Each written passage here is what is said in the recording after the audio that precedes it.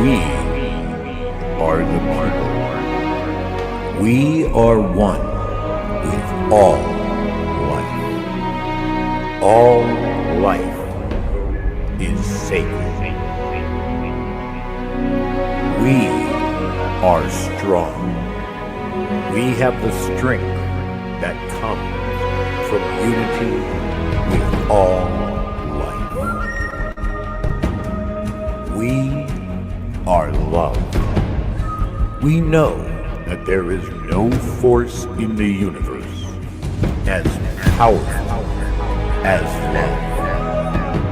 We know that all love is love. There are no limits. There are no rules. There is only love. From unity comes the strength that allows us to use the power of love to celebrate all life.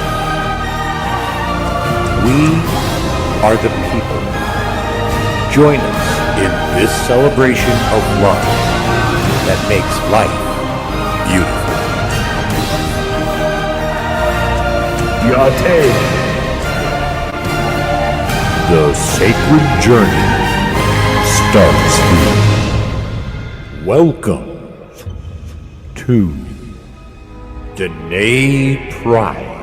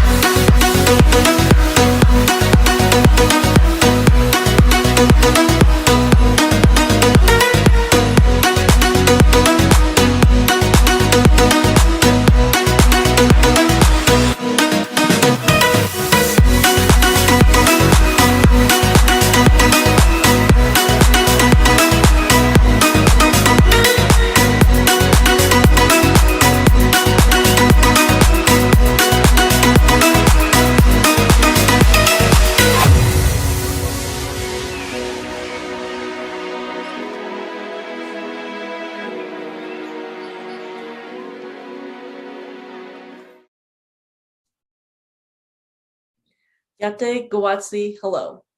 I would like to welcome you to the opening ceremonies for the 2022 Navajo Nation Pride Celebration. My name is Jessica Carol Shativa, and I just greeted you in my native languages of Dene and Acoma Pueblo. I am from both Haystack and Shativaville, New Mexico, but currently reside in Albuquerque with my beautiful, loving, and supportive partner. I am of the Red Running into Red Water Clan and Little Sun Clan for the Towering House People Clan and Yellow Corn Clan. I join you this evening as a proud Dene and Acoma Pueblo Two-Spirit lesbian woman and as the current community relations representative on the board of directors for Navajo Nation Pride. Through Navajo Nation Pride, we strive to reintroduce traditional knowledge and teachings that kept our LGBTQIA+ relatives safe and revered in a way that our culture has recognized at one point in history. This year, Navajo Nation Pride is proud to recognize, honor, and celebrate the sacred existence of our lives as gay, lesbian, bisexual, transgender, and Two-Spirit Indigenous people, including all LGBTQIA+ communities throughout this nation, most especially during this pandemic and time of countless social, economic, and educational disparities that have had an impact on our Native and Indigenous communities.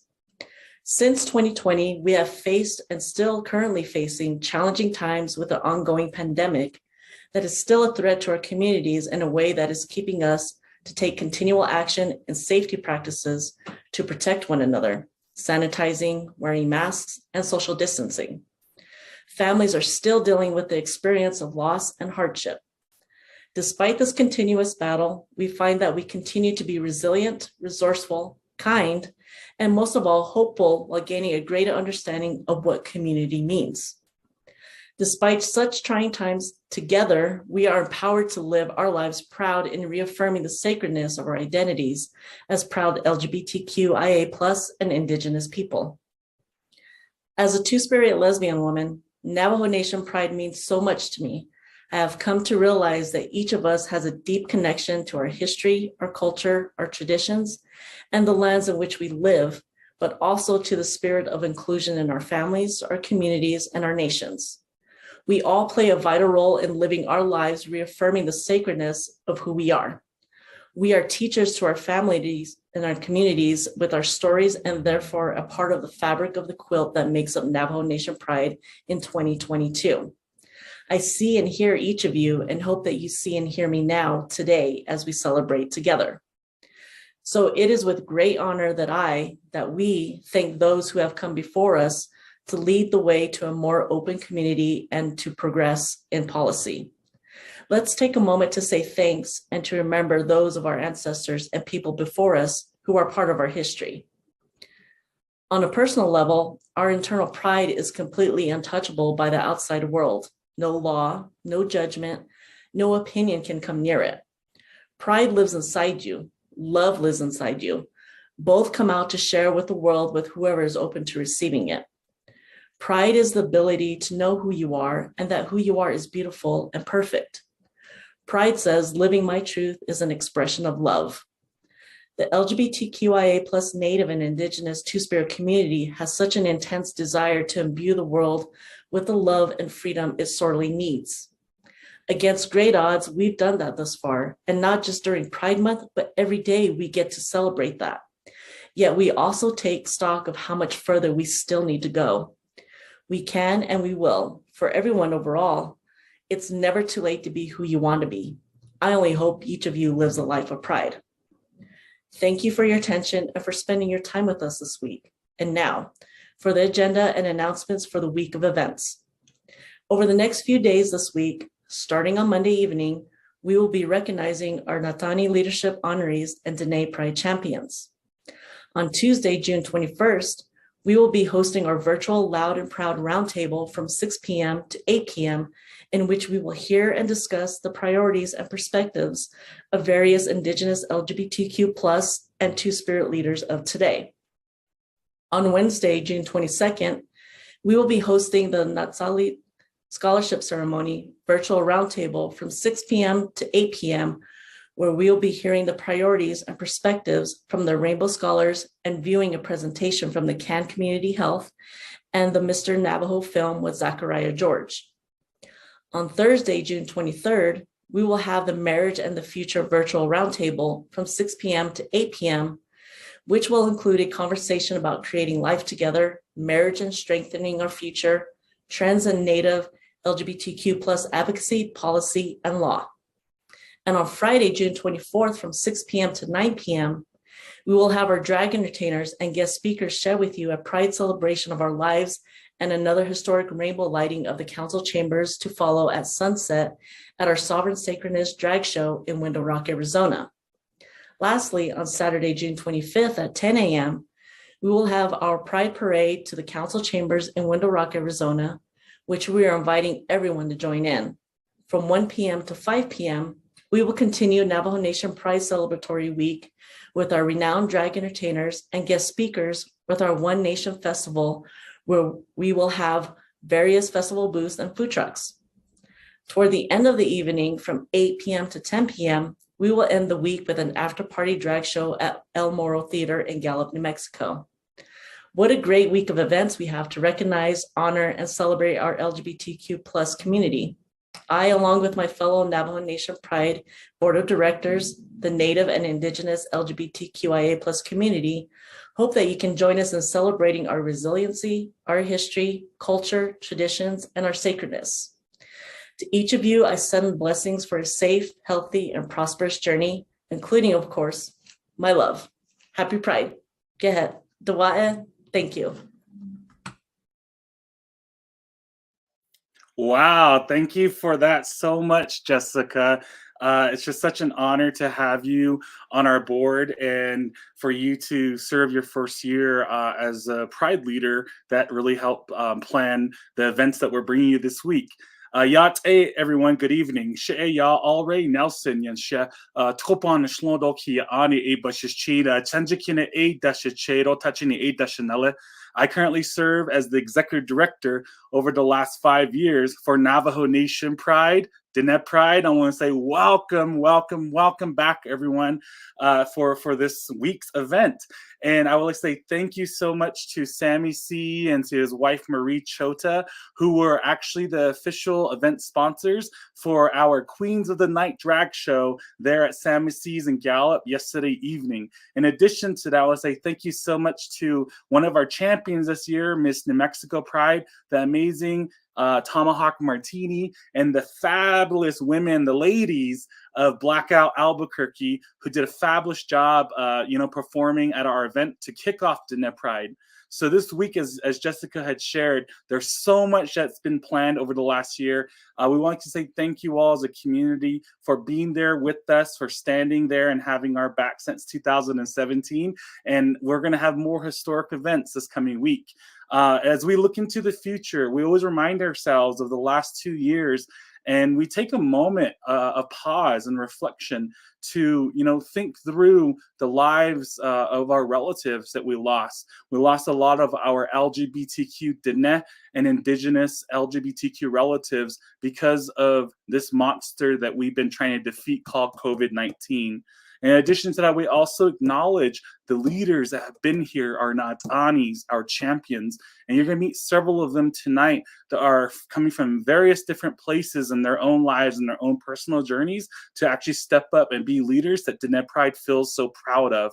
In addition to us honoring our Natanis tonight, we're also going to acknowledge 2 amazing champions. One individual has served on our board for the last 4 years as entertainment director. She was selected as one of the first Indigenous people leaders to be selected as Miss New Mexico Pride here in the state of New Mexico. But in addition to her serving as entertainment director, she's also the house mother of the House of Martini. So I'd like to say shout out to my dear friend Tomahawk and congratulate her.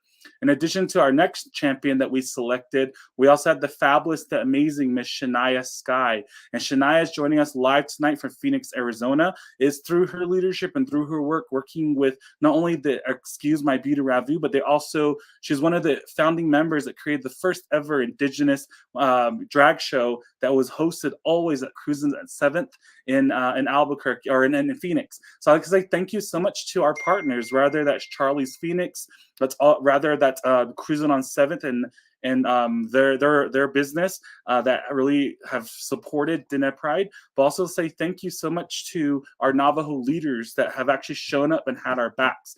And I like to say, thank you so much to our Navajo Nation Council members, the 24th Navajo Nation Council, Madam Chair Eugenia Charles Newton, Madam Chair Amber Kinesba Crotty, the amazing, fabulous Council Delegate Charlene So. Also, you'll meet one of our Natani honorees tonight that Diné Pride and the LGBTQ community selected as a Natani honoree for 2022. The awesome, my brother, Council Delegate Carl Slater, who's Vice Chairman of the Health, Education, and Human Services Committee. We also like to acknowledge the leadership of two other individuals. One is Council Delegate Eugene So.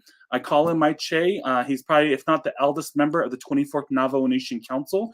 And we continue to work with him to push forward legislation that will bring full marriage equality to the Navajo people. And you can definitely see something like that happening and action taken within the next couple of months. So thank you so much to my Che Delegate Eugene So, who is from the community of Chinle, Arizona. In addition to him being from Chinle, Arizona, I also acknowledge his service and thank you, because he's not only he's a Che, but he's also a veteran, a disabled veteran that has really fought for families during this pandemic.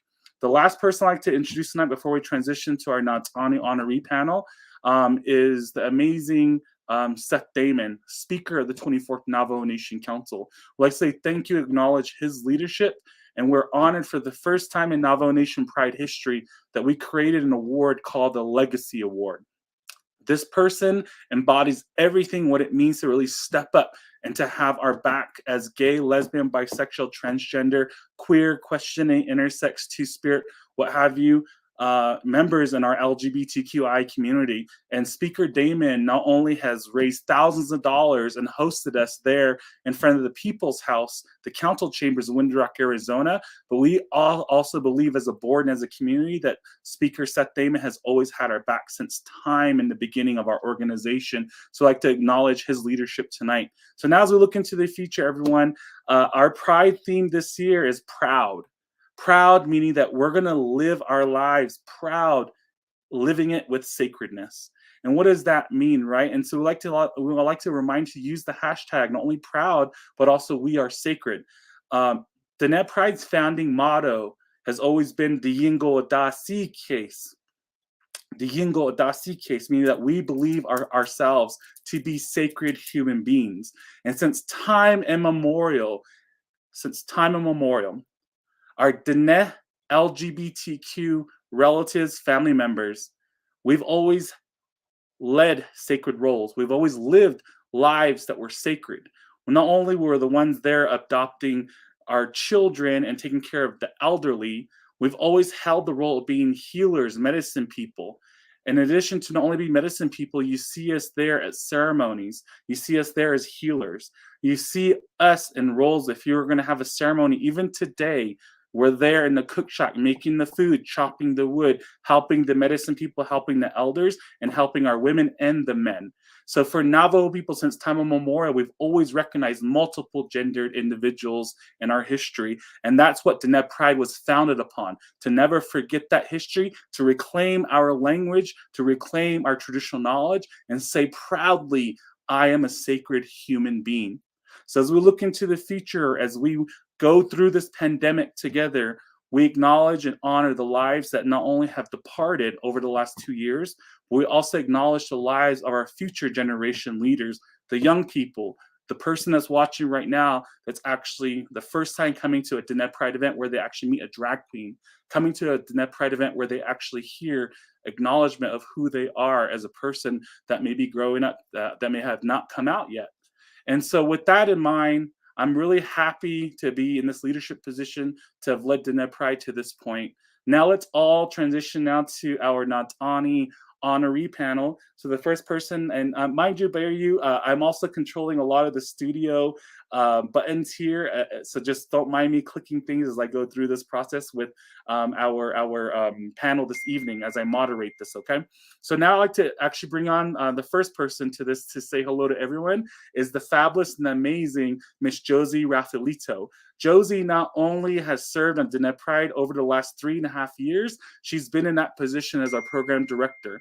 And if you go to our website, NavajoNationPride.com, which is located down on our website here in the ticker, you will definitely see their biography of all our honorees. So now let's go and bring in Josie. Hey, Josie. Hey, Hi, Josie. So can you Elray. introduce yourself to everybody and let us know who you are and what is the work you do and where did you graduate from? Yeah. Thank you so much for having me this evening. Yat everyone. She Josie Rapalino Yunshia. Shamato Shija Lynn Patton Dogary Rapalita Willia. Bilagana Nishlento Health Soy Bashashin. Ado Bilagana Edashache do Toruk Oja Edashanale.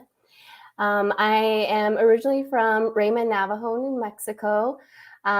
Miss home terribly. So hi, if anyone is calling in or tuning in from the west of Albuquerque. I'm currently calling in from traditional Haudenosaunee land in Buffalo, New York. So I actually moved out here with my wife, who is Mohawk, to be a little bit closer to her side of the family and for some work. So really, really glad to be here this evening. So I am from Pine Hill, Raymond, Navajo, and decided that I would let my education kind of, steer me in different directions and explore the world a little bit. So I spent time in Maine for my undergraduate time at the University of New England, studied athletic training, and then decided that I was ready for a bigger adventure and went to Washington, D.C. for graduate school, where I studied public health and health policy at George Washington University. And, I thought it was going to be 2 years in DC for school, but I extended that time and ended up working there and was there for a total of 8 years. And, I think that throughout my time growing up back home in Pine Hill and with my family and relatives and everybody who's involved in, the Raymond Navajo School Board, there's a ton of influence and guidance and support that's encouraging, our young people to, enjoy the education process, sign up for everything that you can, get as much experience, but always find a way to support our communities, to support our people. And so that's been a mindset and a value of mine since I was, raised there. So anywhere I go, everything I do, it's always with and for people in my heart and in my mind. So here in Buffalo, New York, I currently serve as a research project coordinator with the Center for Indigenous Cancer Research. And so I get to wear a few different hats. That's kind of like my research hat, where I'm really proud and excited to have done some specific projects that are building more inclusion for our Two-Spirit and Native LGBTQ relatives. But then I also get to work with Elray and our other Diné Pride board members and stay connected to home as much as I can, as best as I can. And another really exciting role too is serving as a advisory board for SWIC, which was formerly known as the Southwest Indigenous Women's Coalition. And with other advisory council members, we've been listening to and learning from Two-Spirit and Native LGBTQ members from across the country to better understand, what are some of the existing resources that are available, what are the different leaders and movements that are happening across the country, and where is there room and space to create an organized national effort to support one another. So together and with community, we're developing the first ever national nonprofit organization that is called the Two-Spirit and Native LGBTQIA+ Center for Equity. So you might be hearing a few insights with other speakers and panels that describe that work, but there's room, much room for anyone to get involved, a lot of energy, a lot of love that goes into this work. So really just encourage everyone to come together. So just a little intro about me and looking forward to our conversation. Yay, that's really good. Thank you so much for being here this evening, Josie. So now I'm gonna go. We'll learn more about Josie and her amazing work and what they've been working on, especially for that LGBTQ or Two Spirit Toolkit. So thank you, Josie. Now we're gonna go ahead and bring in an amazing person that has done a lot of work for the Navajo people. Was elected several years ago to the 24th Navajo Nation Council. He's always had the back of our LGBTQ communities, but also done a lot of work around helping the Navajo people, especially the last 2 years during this pandemic. I'd like to bring my brother in now, the Honorable, Council Delegate Carl Slater. Hey, Carl. Hey, good to see you, Nash. Mr. Nelson. Hey, Carl, and let us know. Adonai Nishanagi Anish Sontana Bashachin Synergy Dashache do Sontana Dashana Tenic on a dent Nasha Shay Carl Russell Slater Dashajane. My name's Carl Slater. I'm Kiani, born for the Jewish people. I'm the council delegate who represents Round Rock, Rock Point, such as your Rough Rock, Lukachukai, and Saley Wheatfields on the Navajo Nation Council. And like Alray said earlier, I am the vice chair of the Health Education Human Services Committee, which is one of 4 standing committees on the council. I'm just incredibly honored and thankful to the Indigenous Pride board and to Alray for the Natani Award. And I look forward to having a nice conversation this evening. A little about myself. I've been on the council since the end of 2019. I won a special election to replace one of the delegates who had resigned, unfortunately, due to health reasons, and he's no longer with us, but he was an amazing man. His name was Nelson Begay, and he's someone who had so much compassion and love for all of our people and believed strongly in the health system on Navajo and uplifting everyone, no matter who they are, recognizing that they're a child of the holy people or a child of God, and that we need to love, respect, and support all of our citizens and make sure that they have a place in their homeland and know that they're equal before their government. So I'm a graduate of Colorado College in Colorado Springs. There's a few other Navajos who have made their way up there and come back, and it's a nice little community. But already, I don't know how much you want me to go on, but being a politician, I could take forever. So thank you. That's great. Thank you, Carl. And I'll bring you back when I have some other questions for you, okay? So now I'd like to bring back in my sister, who's done a lot of amazing work, is one of the people that has raised a lot of money for Indigenous Pride in our LGBTQ non-ELID Rainbow Scholarship Program. Let's go all now say hello. And mind you, she's also, if you look at her biography on NavajoNationPride.com, you'll know that she's one of a sister for the Grand Canyon Sisters of Perpetual Indulgence. Let's all say hello now to my sister, Navajo. Hey, hi. Navajo, and congratulations. Yeah, thank you. Thank you so much. Hello, everybody. I am Sister Navajo from Phoenix, Arizona. My clients are my Ideshkishni and Krishna. And I'm from Phoenix, Arizona. I'm 44 years old, grew up here in Phoenix. I'm one of those urban natives that moved away and just living it up here in the hot, sunny Phoenix, Arizona. I am part of the LGBT community here. I started my path with the Sisters of Perpetual Indulgence in 2010. And there was some need that I wanted to go be a clown, and this is what happens. This is what I look like now. But it was very important, the whole Sister of Perpetual Indulgence storyline, and it was just something that I felt that our Navajo people, our Indigenous people, needed. And to be one of the first Native Americans here in the house, the Grand Canyon Sisters, it's just been an amazing journey. I mean, besides doing this, I did get a degree from ASU. So, I did get a degree in psychology. So, get that I'm wearing makeup now. I think I took it too far. But yes, I'm looking forward to meeting every one of you all and telling you a little bit more about me. Yay. Thank you so much, Navajo. Thank you for being here as well. And not only the amazing work you do for fundraising for so many different organizations in the urban area of Phoenix, but also what you've done for our Indigenous, as a representative of our Indigenous Two-Spirit community. So welcome and congratulations. Let's go ahead now, move on to our last, we actually 2 other recipients. One person could not be here tonight. It's the fabulous Francis Geronimo Louis. Geronimo could not be here with us. He currently serves as our youth director, and he had to take leave, and he's not going to be here for the rest of the week. We would like to say shout out and say, sending so much love to Geronimo, who's representing the Navajo Nation and our Indigenous LGBTQ and Two-Spirit community, as he's doing a lot of amazing work with TikTok. And as you all know, he's also really famous and has been a social media influencer for our community in Indian country, especially when it comes to Indigenous LGBTQ issues and highlighting what those are. And so Geronimo, if you're watching, hello from Los Angeles. Diné Pride and our community sends you tons and tons of love.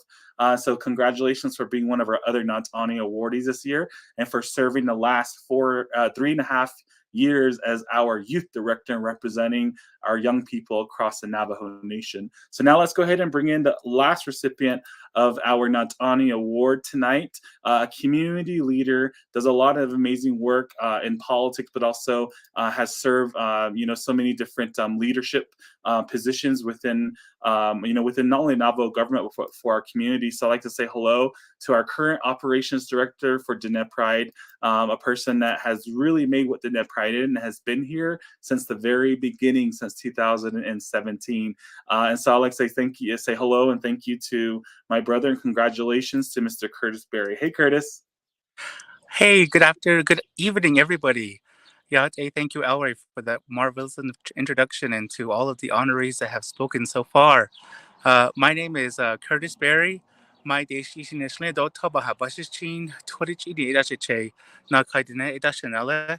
and I'm originally from the great community of Ganado, Arizona. I have been on the board basically since 2018, but have been an active member since the 2017 inaugural events in Window Rock. And I am very honored to be here and for myself to be a part of this amazing organization that has been supportive of our efforts for the LGBTQ community on Navajo. As many of you know, Navajos, we grew up in a community that did not have these sort of events. And one of the main things that I am here for is for the youth that get to experience and get to see the outpour of support and community that we have. Growing up in the little town of Ganado, like I said, there weren't that many community events for us, celebrating us. Even though in our culture, yes, there are many stories of our role and our importance for our people, for our uniqueness, to say the least. And I really want to thank all of you for being here with us this week. We have a whole full week of activities, and I hope that you guys all join us on Saturday for the parade and for the festivities.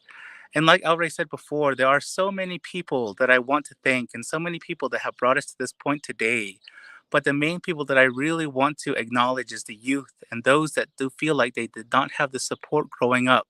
And that's one of the main reasons why I'm here today, is to be here for all of the youth that feel like they don't have a voice, for our Native youth that just have nowhere to turn. And, for as many years as I've been on the board, every year it always excites me to see the people come out to our events.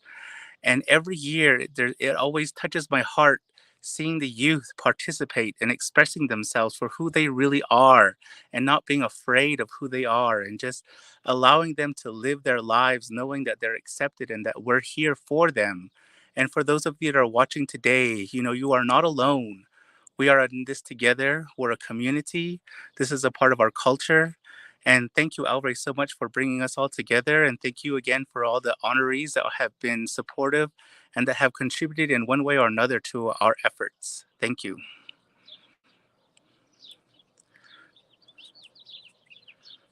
Thank you so much for that, Curtis, and for being here. And now I'm going to go ahead and bring everyone back into a roundtable conversation. This should not be more than the next half hour or so, because I really want us to, for our honorees, to hear more about the work that each of them are doing. I want you, our viewers, our community members, to know more about these fabulous individuals. So I'm going to go and bring everyone back into the room here.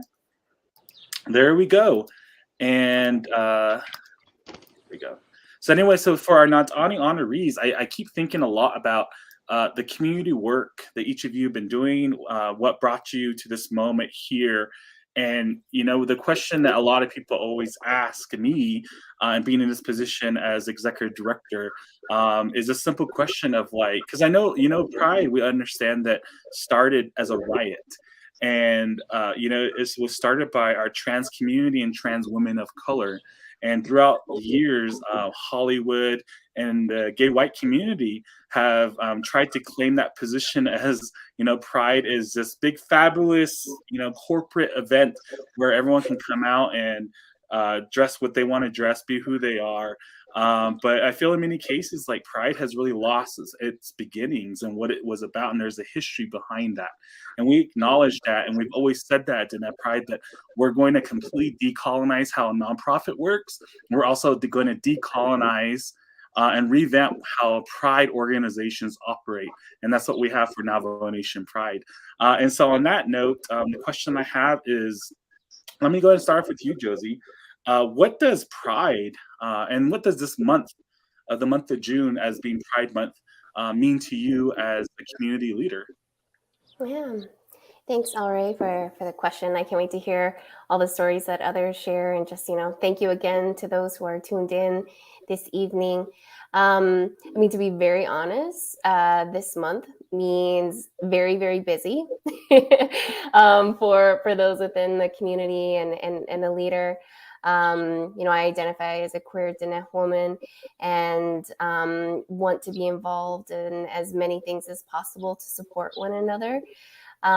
So, you know, Pride to me, again, is just, you know, a recognition, an acknowledgement of, you know, how each individual identifies, how they carry themselves in this world, is one thought. But as a queer Diné woman, I mean, this really is a chance to educate. And I think that that's something that happens every single day when, you know, we are in non-native settings, non-native rooms, that we often become the advocates. And when it comes to Pride Month and talking about Pride, you know, it's that opportunity to step into those roles to kind of go beyond the Pride, go beyond the Native, the Navajo 101s. It's like, let's talk a bit more about the different identities that make up our community and how that is rooted in our own stories and our own understandings and our own teachings. And, you know, more often than not, there are like many light bulbs that go off to the people we connect with and who have never heard of these stories or understandings. And it just opens the door to invite more allies to the table, more friends and relatives who want to connect and learn more. So, you know, this month for me is very special, of course, because of all the celebrations, all the happiness and the energy that surrounds it. But it's also on a serious note too, of like, this is our chance and opportunity to truly connect with one another, with our neighbors, with our family members, with communities both within and outside of our two-spirited Native LGBTQ communities. So it's a lot of fun, it's a lot of work, and just really grateful to learn from one another here and in this virtual space. So thank you. Thank you so much for that, Josie. Let's go ahead and hand it over to yourself, Navajo. Like, you know, Joe, I don't want us to go repeat what we've been sharing about what Pride is. So for you, I know that you do a lot of work, philanthropy work around Grand Canyon's Sisters of Perpetual Indulgence. And sometimes people always ask the question of, you know, because you were on the front page of the Navajo Times twice for doing a Pride. And I think most Navajo people are like, who is she? Like, we want to know who she is and what she's doing. Why is her face all white? So I know that has a significance because for Pride, for our perpetual sisters of indulgence, you know, Pride's the whole year, right? So I want to know more about that. I want our viewers to know more about that, Navajo. So I'll hand it off to you. Oh, thank you. So my face is white because I use a lot of sunscreen. So, the Sisters of Perpetual Indulgence started in 1979 in San Francisco. And it started out with 4 people who had nuns outfits because they were part of a sound and music troupe. And when they moved to San Francisco, it was during the time of the AIDS epidemic started. And they wanted to spread love and joy. And so they donned these habits and went out to the community in Castro and just spread love and joy is what they did. And from there on, it caught everywhere. We're in every continent except for Africa and Antarctica. And we just are here to encourage you to be your authentic self and just be you. And, when you're talking about Pride Month, it is something that's just wonderful and indulgent to get into, but it's also something to be proud of when this month is over, because it doesn't end here, and it starts forever. And as part of the Sisters of Perpetual Indulgence, one of the first things that they created, or one of the things they created, was the safe sex kit, because, like I said, during the AIDS epidemic, they were trying to help people. They were there. They would visit people in the hospitals, and they would be there. And that was the advocacy that I saw, because I didn't know how this affected my community, my tribe, my Indigenous people. So when I got involved, that was my focus. That was my focus to be a part of that. And for my novice project that I did, I raised money for the Navajo AIDS Network. I had no idea that this organization existed. And I did not know that, I was, I guess, very ignorant about it, that AIDS was a thing on the Navajo reservation. But as I got educated and as I learned and as I met people, I was just amazed on how, getting tested and, going to the doctors and, getting your checkup was almost like a taboo on the reservation. And it was very sad to see. So as I started to advocate to get tested and to know your status, it was just an eye-opening. And you talk about pride. Just being Indigenous is something that I hold very dearly to my heart, but also to learn about the Two-Spirit. I just barely learned about what Two-Spirit was. And I've always thought about the different things that I did when I was younger, besides being grandma's favorite. I always wondered why I had this need and this hunger to help people. And to dress up as a clown nun and go out to the community to spread love and joy and help people and raise money for other organizations. It was just something that just fell into my dress. I don't know, but it's been an interesting journey, and it's in my 12th year as being a Sister of Perpetual Indulgence, and it allowed me to branch out to other organizations here in Phoenix, especially the Imperial Court of Arizona.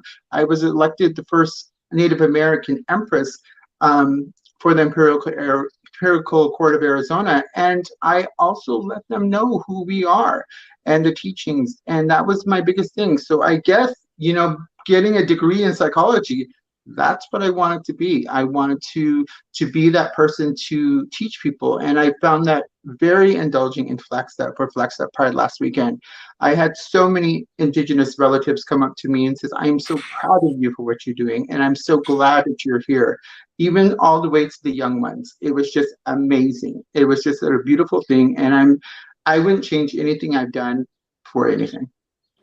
I love that. Thank you so much for sharing that message on Navajo, and for sharing a little bit more about your background. And I know a lot of people were curious about the Grand Canyon Sisters of Perpetual Indulgence, and the organization that's doing amazing work, as you said, that was founded especially during a time when our LGBTQ relatives were dying because of the AIDS epidemic and what HIV and AIDS did to our relatives at that time.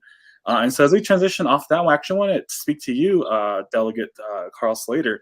I know a lot of work has been done over the last 2 years, in regards to COVID and what it means to really protect our relatives. And as we transition from, because COVID's still here, and we're continuing telling our family members to continue to be safe. And so I guess the message I want to hear from you as our elected leader is, like, where do you see us as a nation moving forward, and where do you see the LGBTQ community in the near future, especially in your position as representing, the governing body of the Navajo people, the Navajo Nation Council? Thank you all, Ray, and I really appreciate Josie and Navajo's and Curtis's responses. Navajo, I've met you. I hope we can be friends. Josie is a good family friend, and Curtis I've known for a while now through work and is a friend of mine. So it's great to be among really good people. But I will say, Navajo, it sounds like you're engaging in some Western hierarchical imperial courts. We need to decolonize the court system. I'm joking. Thank you all right for that question. I think as a nation, an important thing, like in the context of Pride, is okay. You want to make sure that everybody is respected by the government and that their needs are being met or at least considered by the government. And Pride is important for establishing the space that the LGBTQ community has on the Navajo Nation, off the Navajo Nation, among our people. So it's a way to voice and demonstrate that the LGBTQ community is here and that not going away, that I'm not a member, but as an ally, I guess I'm speaking if I were going before the government, but that the LGBTQ community needs healthcare, and that healthcare can be unique. And sometimes I really appreciate how Navajo spoke about the AIDS epidemic, and that was an important part. I'd say I had a high school who ran a group called Brothers Reaching Out, and it was a space for men to talk and just hold space with each other. He spoke about his experience in the 80s and the early 90s in DC, and the most impactful time that I ever had in that group was when he said, look at everyone here in this classroom right now. This is the number of people that I lost that were my friends and my family, and the difficulty that he had to go through as a member of the community in DC at that time really had an impact on me, because when your government doesn't see you, when it doesn't believe that you exist, it really can put a mental toll on you, where you'll cycle into say drug abuse, depression, alcoholism. And those are things that as a government, we have a responsibility to make sure and help protect our people, right? To keep them away from those things, to uplift them, to give them help. And, I approach this, partially from that public health perspective, that this is a public health matter when it comes to the rights of the LGBTQ community and the right to marry on the Navajo Nation. And it's something that I spoke about when the legislation came before the committee to repeal the provision in the Diné Marriage Act that prohibits same-sex marriage. So, moving forward, I think that, COVID is one thing. It affects all of us and reminds us that each of us are sacred before the holy people or God. And you really can't take that away from someone. And you need to remember that we have obligations to one another. And that's how I view this. I have an obligation to the LGBTQ community because, we're all five-fingered, people before the holy people. And I can establish with Alray no different than I can establish with, someone who's hetero. We're family. And that's how we should view our relations on Navajo. So, moving forward, I really would like to see that legislation pass. Exiting COVID, it's not so much an exit as it's learning to live with COVID, accepting risk personally, accepting risk within a work environment. And just remember that feeling of coming together that a lot of people experienced, and we're all in this together, can extend to all different sorts of struggles in your personal life and in your communal life. And I hope that people who organized and thought about how can I help my grandma, my clan, my community, or send, food, resources, PPE, sanitary products, all of that back to the res in a time of need. Well, how can you do that for other issues? And that includes the political rights of the LGBTQ community. So thank you, Alray. I thank you so much for that, Carl. I really appreciate the acknowledgement of, and also the work that you've been doing, and just being, outspoken with so many other members on the Navajo Nation Council for us. And it was really rare to even have that. And I always have to remind our community members on Navajo, and especially with other tribal nations that want to replicate what Diné Pride has done, that, we've come a long way over the last 10 years, but there's more that needs to get done. And a little bit of background for those that are watching, that back in 2005, the Navajo Nation Council at that time pushed forward legislation, this discriminatory legislation called the Diné Marriage Act. At that time, the Navajo Nation Council was reacting to what was happening on a national political landscape. As you remember, in 2014, we just had a presidential election. It was John Kerry, senator from Massachusetts, versus the current president at that time, George W. Bush. And it was President Bush and the Republican Party and those on the political right that pushed forward the rhetoric that marriage has to be the biggest social issue that's affecting our families. And because of that rhetoric, when it happened, and we all know what happened with that election, but that really impacted politics in a way on Navajo. And our leaders at that time felt that it was imperative that we define marriage, and that would be between one man and one woman. And so they pushed forward the Diné Marriage Act. There was a coalition that was created called the Diné Coalition for Cultural Preservation. And it was key community leaders, including Matty Jim, Mr. Sheriff Roanhorse, and so many others. Many of them are elders now today that were there standing up for us and going to the council chambers, writing letters, getting people involved, organizing.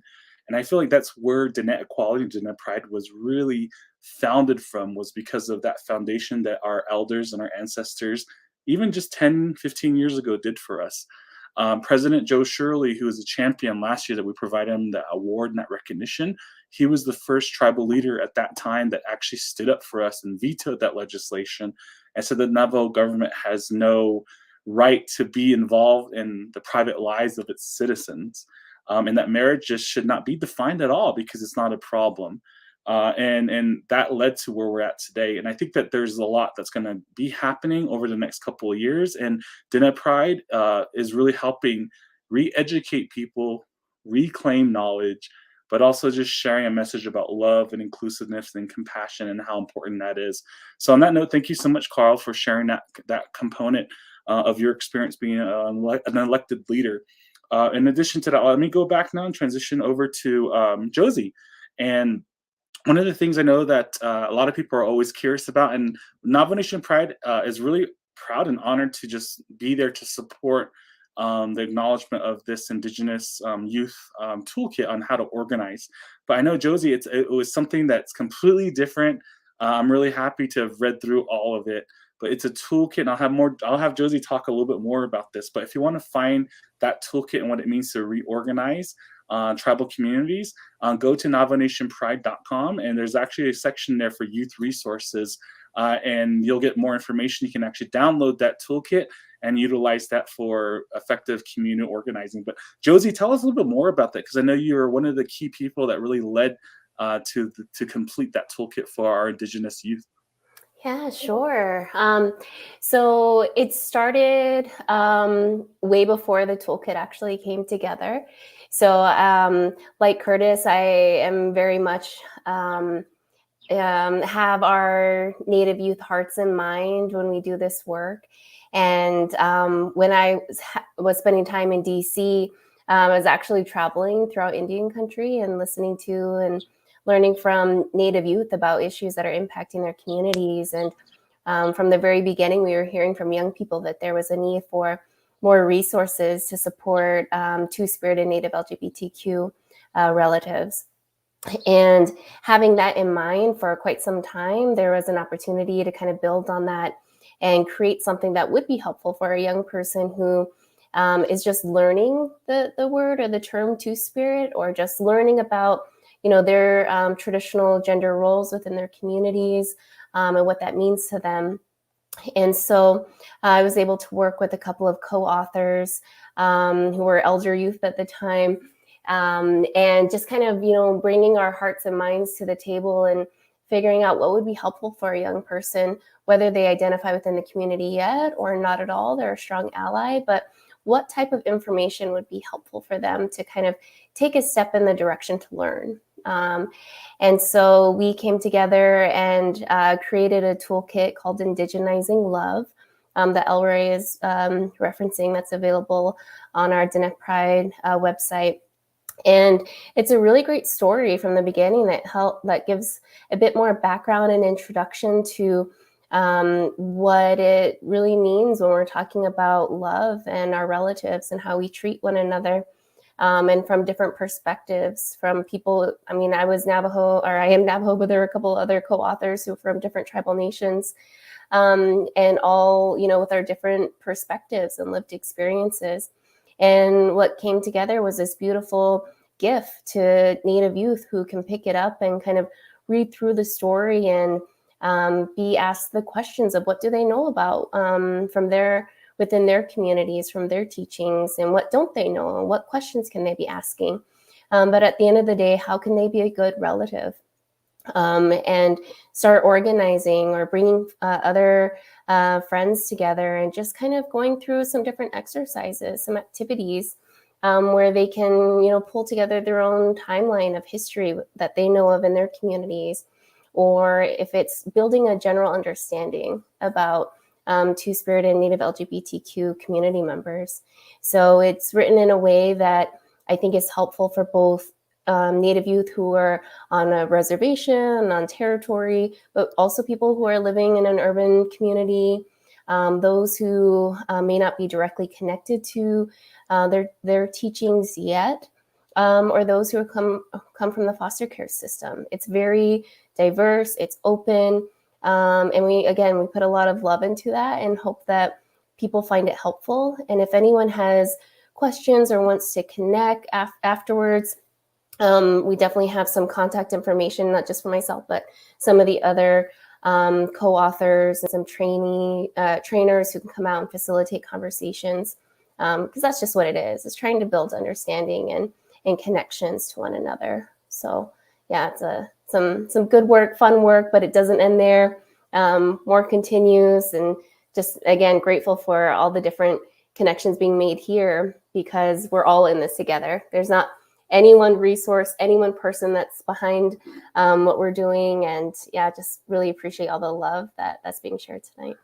Oh, thank you so much for that, Josie. And as she said, go to Navajo Nation Pride down on the ticker there, and you'll find that toolkit that's available for Indigenizing Love. And thank you so much, Josie, for serving so many years as our program director, and hosting important conversations like this throughout the last couple of years to really uplift the voices of not only our Two-Spirit community, but our Native youth, but also our elders and our trans community. So thank you so much for your leadership, Josie. I really appreciate that, sister. And of course, sending love to your wife out there in New York on the East Coast, who's a dear friend of mine, Miss Carla General. So now let me go and ask you, bring Curtis into the conversation here. Curtis, you've been doing a lot of work over the last couple of years for Diné Pride as our operations director. You're the key person that's there when people see, like, why is it so beautiful? Why does everything look so put together? And I always say it's usually because of Curtis, and he's the one there that's kind of bringing things together and making things not only look pretty, but making sure everything runs smoothly as overseeing operations. But you've held many titles with Diné Pride in the past, Curtis, and it makes me think a lot about that leadership position and what it means to be Natani. And you always have said in the past that it's important that we include the voices of our young people. So on that note, Curtis, the question I have for you is really surrounded around your work with Diné Pride directly. What do you feel like is probably the biggest thing that Diné Pride has done to really impact the Navajo community in general? Well, because we know we have a scholarship program. We've been doing a lot of organizing work during COVID to help our elders. People are hearing more about the work we're doing, and they're trying to replicate that. And we're actually mentoring tribal nations to replicate what Diné Pride has done. So the question I have you is really focused. What do you think is probably the biggest accomplishment or success of Diné Pride this far, since you've been there as a leader? Thank you for the question, Alray. And, I already know the answer. And what I really feel like what we're doing as an organization is it goes back to our theme this year. It really is about making people feel proud of who they are, proud of where they come from. I know as Indigenous people, we have many things to be proud of: our culture, our heritage, our language, our grandparents, and our teachings. And one thing that we can add to, of who we are and being proud of is our identity. We are, a blessing to this earth. We are a blessing to our people. We have many very talented people who identify as LGBTQ. And in our culture, we come from a long line of leaders. And, for me to be here to represent them, to basically stand on a very long pillar of our relatives that have gone and passed, I would not be here for our ancestors. You wouldn't be here. We all come from a very tall pillar of people that have come before us. And if it weren't for their efforts, we wouldn't be here today. And I'm so proud of all of my ancestors, and some that I may have never have known, going back to the creation story, to the first world. We really do have a lot to be proud of as Indigenous people. And I'm really here, to support that and to continue that.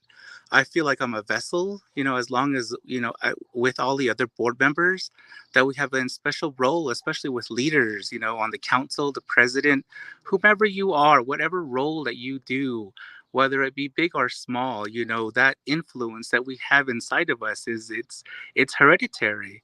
We have a hereditary instinct to be who we are and to be proud of who we are.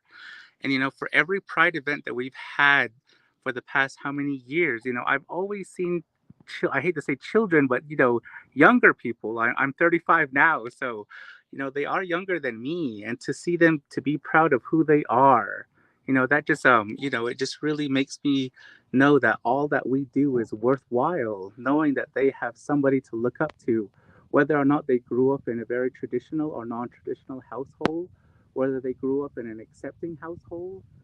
For us to be here for them really is what I want to do. I want to be here for them. Recently in my family, I've had several family members identify as LGBTQ. And, not that I've done it for them, but knowing that they live in a world now at their young age, that they're accepted, and then it's okay, really makes me feel proud of what we're doing here. So thank you, Alray. Oh, thank you for Curtis. You can check your audio too, because you kind of went off towards the end. I barely hear you. Okay, there you go. Yeah. Okay. Sorry about that. No, we caught the last part you shared, so thank you for that. Okay. And so now for those that are viewing, we're going to go down to closing statements on this part. But before I do that, we've always done a tradition every year with these panels is that we open it up to the community that's watching. I see it on YouTube and others. We have over 150 viewers right now live, and thank you for joining us. But with that note, I really want to open this up. And there's a question here for Sister Navajo. It's from Tyler Gleason, who's one of our performers actually this coming weekend. Thank you for that question, Tyler. And she says that NT, she's like, well, let me put the question on the thing. There you go. And so basically what it says, Navajo, is NT, you look gorgeous. Who is your drag inspiration? Well, I would say my drag inspiration, I would say it would be my mom.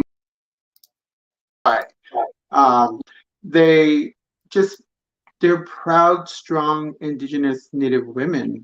And I think that in my drag and everything that I try to encompass, I bring them. I bring my grandma, I bring my aunties, I bring my sisters, I bring my cousins, and I just bring all of that strength that they show and that I've seen, and then just everybody else. I mean, that's kind of what I do. I mean, as far as drag inspiration, I mean, everybody that I've been seeing, Paige, all the performers that are coming for Diné Pride, Shania, of course, we can't forget Panda, Manny Jim. It's just a wonderful just people, and just kind of encompassing each aspects of them into what I create is kind of the whole inspiration of what this comes out to be, and who this, who this white face person is, I mean, this clown. And it just, like we say, when we're going out into the community and people say, you look so beautiful, you look so nice. I go, well, we're a reflection of our community. And so if you look beautiful, or if I look beautiful, then you look beautiful. And that's what I'm imposing. So, yeah. Thank you for that, Navajo. So I have one question for Council Delegate Slater here. Delegate Slater, the question that came in for you from the community was, who's a leader that inspires you? What leader? Could be Navajo, tribal, what have you. Oh, wow. There's a lot of people that I take inspiration from. I would say right now, related to what we're talking about tonight, I'm definitely inspired by former President Joe Shirley. I think it took a lot of guts to veto that legislation, and someone who is operating in Navajo communities and Navajo politics. I remember that time period when I was younger. Let's see, 2005, I was about probably 14 years old, and I know what that political climate was like nationally, and growing up, in the DC area and Round Rock, how divergent those two different communities are. But to be able to take a stand and say that this is not something that we should be engaging in, I really admire that. And it's something that gives me strength as I think about how we can try to do right and do good on the council. So, that's definitely a leader that I admire right now. I definitely respect and admire Speaker Damon and his support for Diné equality and Diné pride right now. It's something that I think takes courage. It's easy to be conservative, to not make waves, to sit there and just be calculating, like, what can I do to not offend the most number of people that I possibly can, and just slide through there. So those are a couple folks that I really admire. And I just want to say, to all the youth who are listening, take to heart the theme and what's brought up. It's so important to be proud of who you are. You're Diné, and that's incredible. And your journey is going to take a lifetime. Surround yourself with good people, establish good relationships. They're going to be your family, and they're going to help support you. You can choose your family, and you're born into a family. So you have that power, and don't forget the agency that you have to make positive things happen in your life. You never know who's going to come down the line. I just want to mention one thing real quickly. I chose a legislative district assistant. His name is Melvin Harrison, and I think he was actually the founding executive director of the Navajo AIDS Network. I had no idea that was in his background when he came to work for me. And it's something that we've been able to relate to and has strengthened our relationship going forward. And, it's just little things like that. You never know who's going to come into your life, how they're going to affect you. So be open, protect your power. You are sacred. But love yourself into that love. Thank you. Thank you so much for that, brother. So now, as part of this conversation, let me look and see if there's another question that just did come in. So now, Josie, this question is for you. So Josie, one of our community members, wanted to ask a little bit more about what does it mean? What does organizing mean, I guess, into the future when it comes for like our urban Indigenous LGBTQ community members? I know we're going to be joined later on, I believe, tomorrow evening, and then also on Thursday by Miss Yue Begay. Yue is actually one of the co-founders and a co-chairwoman for Indigenous Pride Los Angeles. She has a lot of knowledge to provide and is a proud Indigenous trans woman. But when we think a lot about, our trans relatives in the cities and the urban areas, a lot of it comes around like, how do we replicate and do this in a big city? So that's a question that I want to ask you about. What does that look like for urban Navajos, urban Diné, urban Indigenous people to organize? Yeah. Well, I think a big part of it is not being afraid to put yourself out there and to, find like-minded people, or, find some other existing urban Native community who is willing to learn and get involved. Because I mean, there are quite a few different Two-Spirit societies that exist across the country that are organizing. So you can absolutely search for local Two-Spirit societies near you to try and get involved that way. Otherwise, it's the local urban native organizations, getting involved there. But, there's opportunities like this with Diné Pride where we know there are, Navajos all around us and we don't even know it. But the fact that we get to, connect virtually, I think is something really special that came out of the terribleness that is the pandemic. But, it gave us a chance to kind of reach out and connect with folks who couldn't travel, all the way to Window Rock to be directly involved, or, like myself, I'm not able to be home as often as I'd like to, but I still get to connect with Elray and the rest of our board virtually to get involved. So there's, I think, more and more opportunities to do that. If anyone wants to talk more or just, brainstorm other ways to get involved, feel free to reach out to me directly. I'm not the end all be all, but I love to connect folks to other resources that are happening or available. And there's a need. People are wanting to connect. People are wanting to learn more. And so they just know that space is there. And we were all waiting and want to connect. So I would just say that. Thank you so much for that, Josie. And so as part of the last question before we go over to closing statements here, let me go ahead and look at this. Okay, so that's a good question. Well, it's for me, Paige, and I'm not part of the panel, but thank you for that, sister.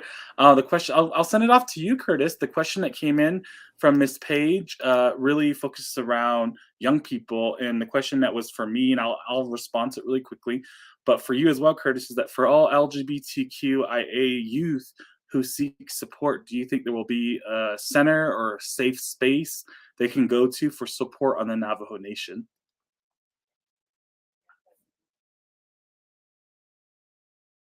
Curtis, you're on mute. Hey, Curtis. Oh, sorry. Can you hear me now? Yeah, I can hear you now. Yes, thank you so much. And I know that there are many organizations that have, since I've been to school, who have created such organizations and safe places. But right now, I can't think of any off the top of my head, and I'm pretty sure Elray will probably know some resources for that. But I know when I was going to school, it was difficult finding safe spaces that were not your immediate friends or family. But I know now many organizations have been created and established that have been, open to supporting our LGBTQ community.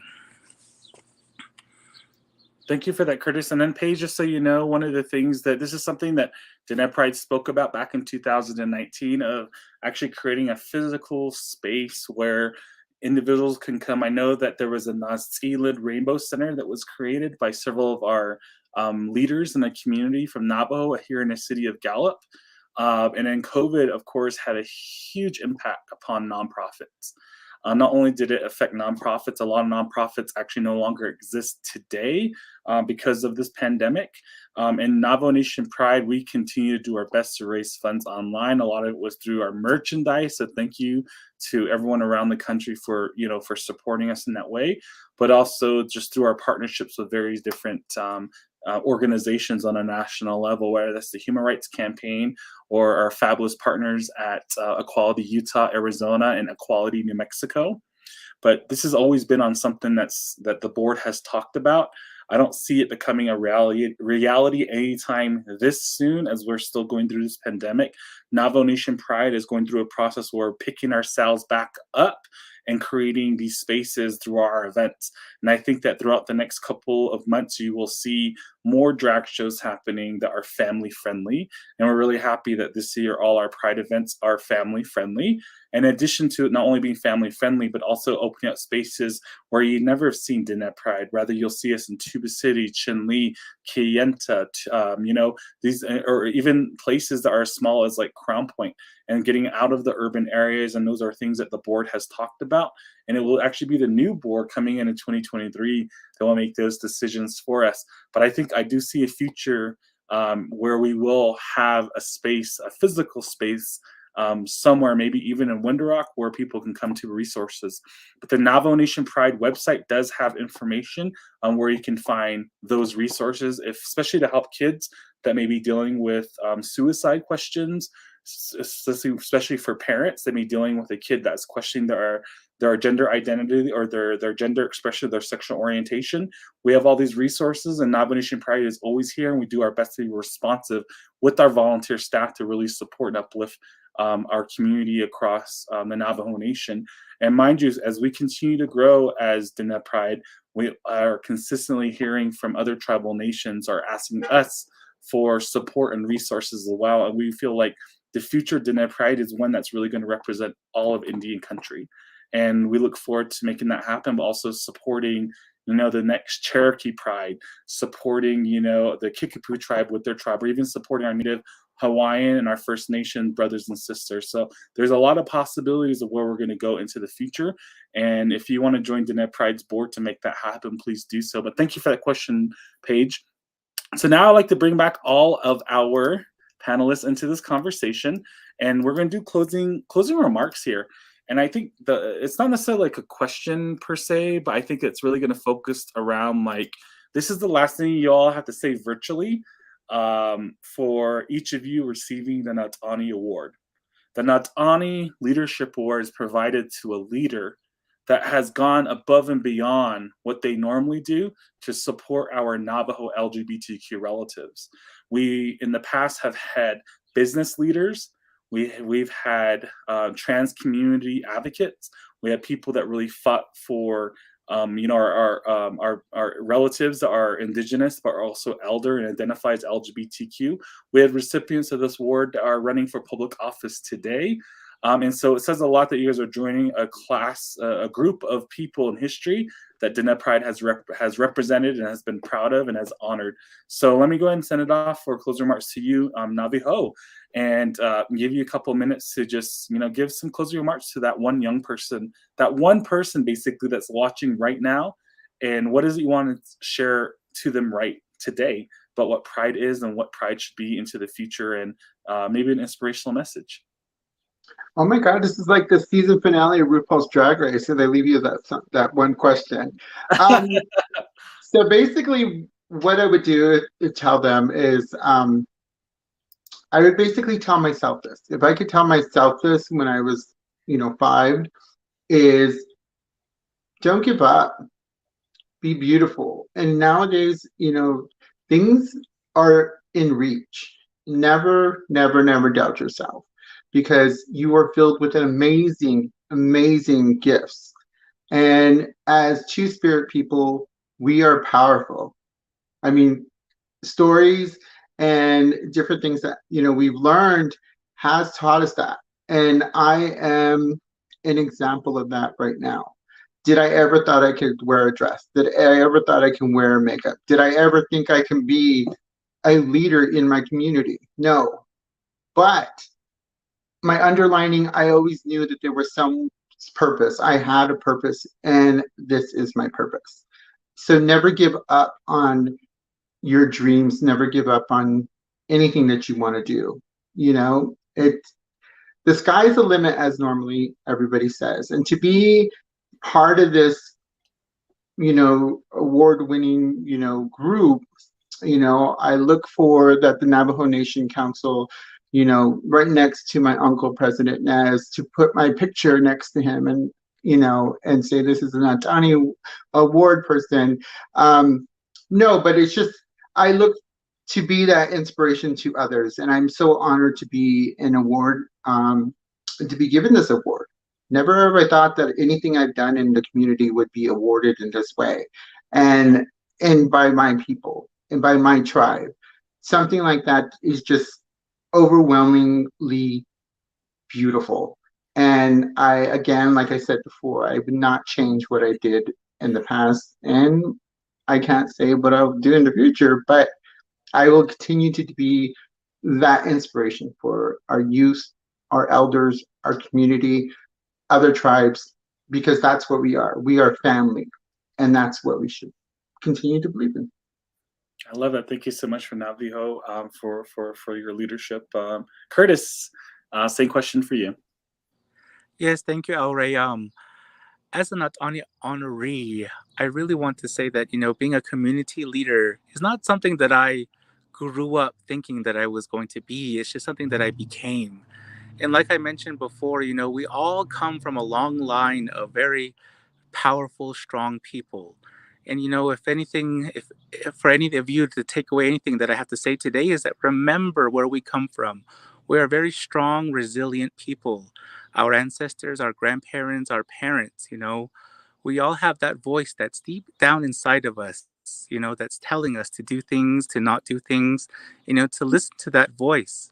And for me to come this far in life, being, a quote unquote leader, it's listening to that voice. It's listening to our ancestors and, speaking up and being active community, an engaged community member for us, all of us, we're not the silent type of people. We're not going to go quietly, into existence. We exist for a reason. All of us are here for a reason. And I want to remind everyone that's listening that you are important. We are all important and we're all in this together. Try as people have done in the past, we're still here today and we're going to go strongly into the future together. And that we need to work as one community to, make sure that we're never forgotten and that, that people who follow us will know that we've led by the example, that we're strong and resilient. Thank you. Thank you for that, Curtis. So now let's go ahead and head it off to our brother, Council Delegate Carl Slater. Thank you very much, Alray, and congratulations to the other Natani honorees. It is just so well deserved. I know your work, and I'm just so proud of you, and I'm so honored to be in the presence of you in this capacity. I just want the dozens, hundreds, thousands of young kids going to sleep tonight who, wish they weren't the way they were and were questioning and thinking about, why am I this way? To know that there are people in their government who love you, and that's myself and many other members of the Navajo Nation Council, and that we want to see you live a long and beautiful life where you feel at home in your community, where you're respected by your government, you're able to visit your loved ones in the hospital and get on their insurance plans. Everything that comes with just being on our homelands. And if you're out there in the city, know that we love you and care about you just as much as we do for those who are down the street in Round Rock. So I just really want everyone to take that to heart, whether you're a young person or you're a little bit older now, and that times are changing.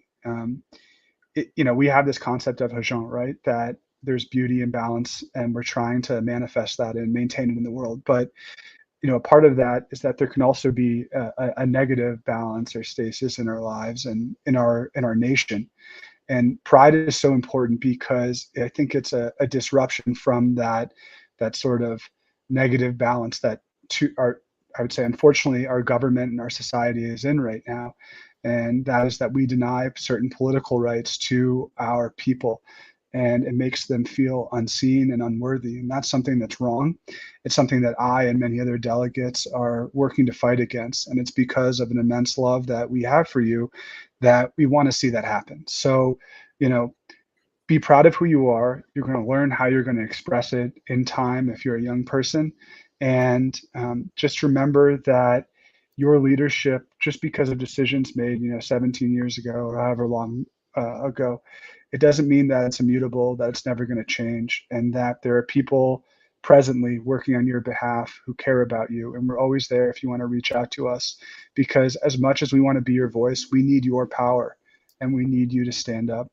And I think Alray was alluding to Stonewall earlier, but pride really is an act of resistance, this time of the year.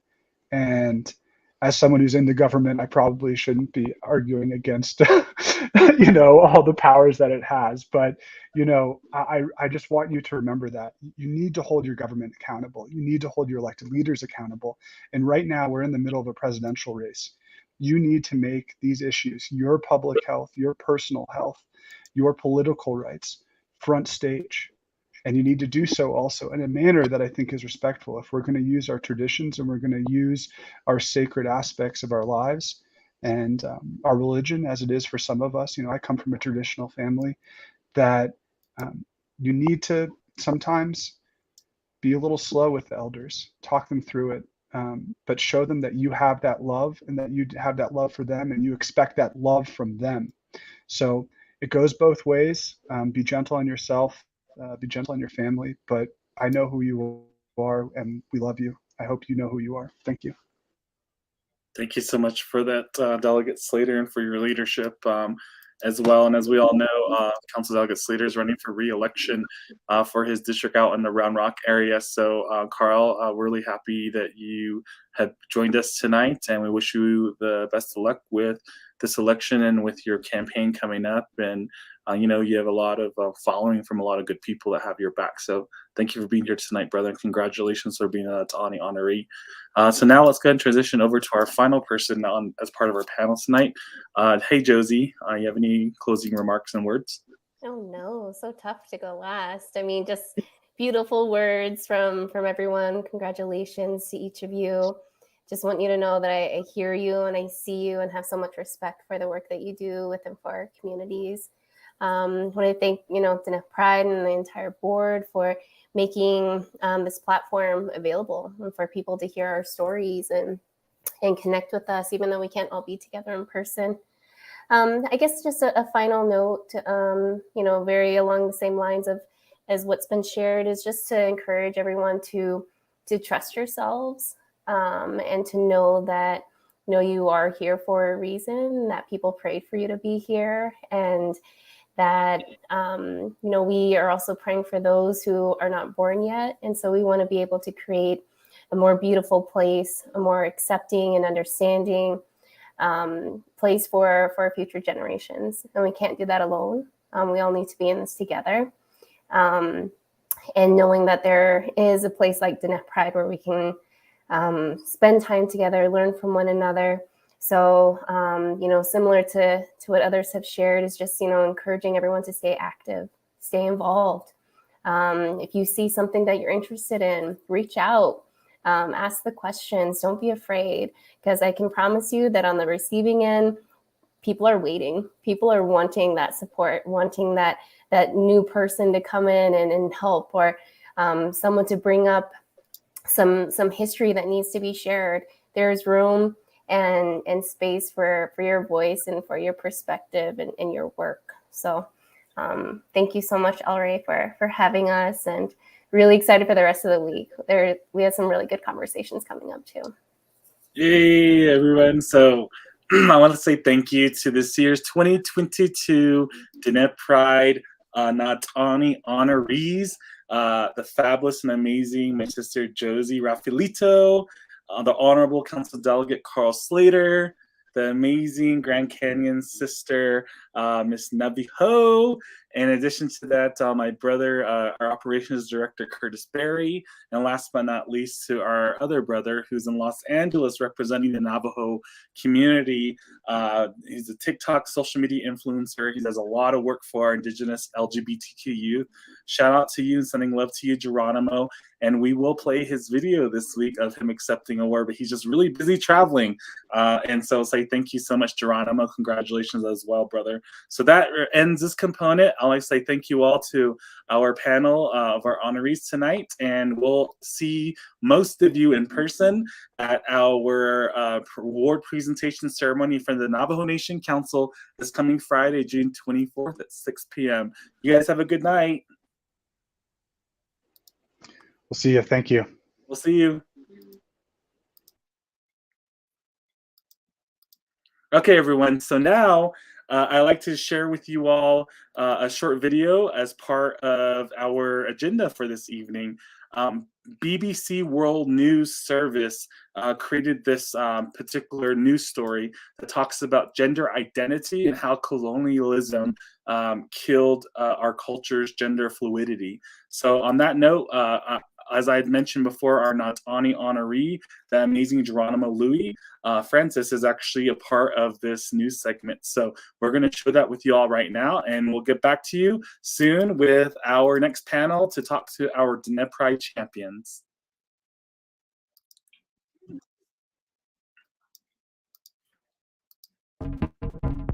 Gender identity might be one of the most polarizing conversations that's happening on social media right now.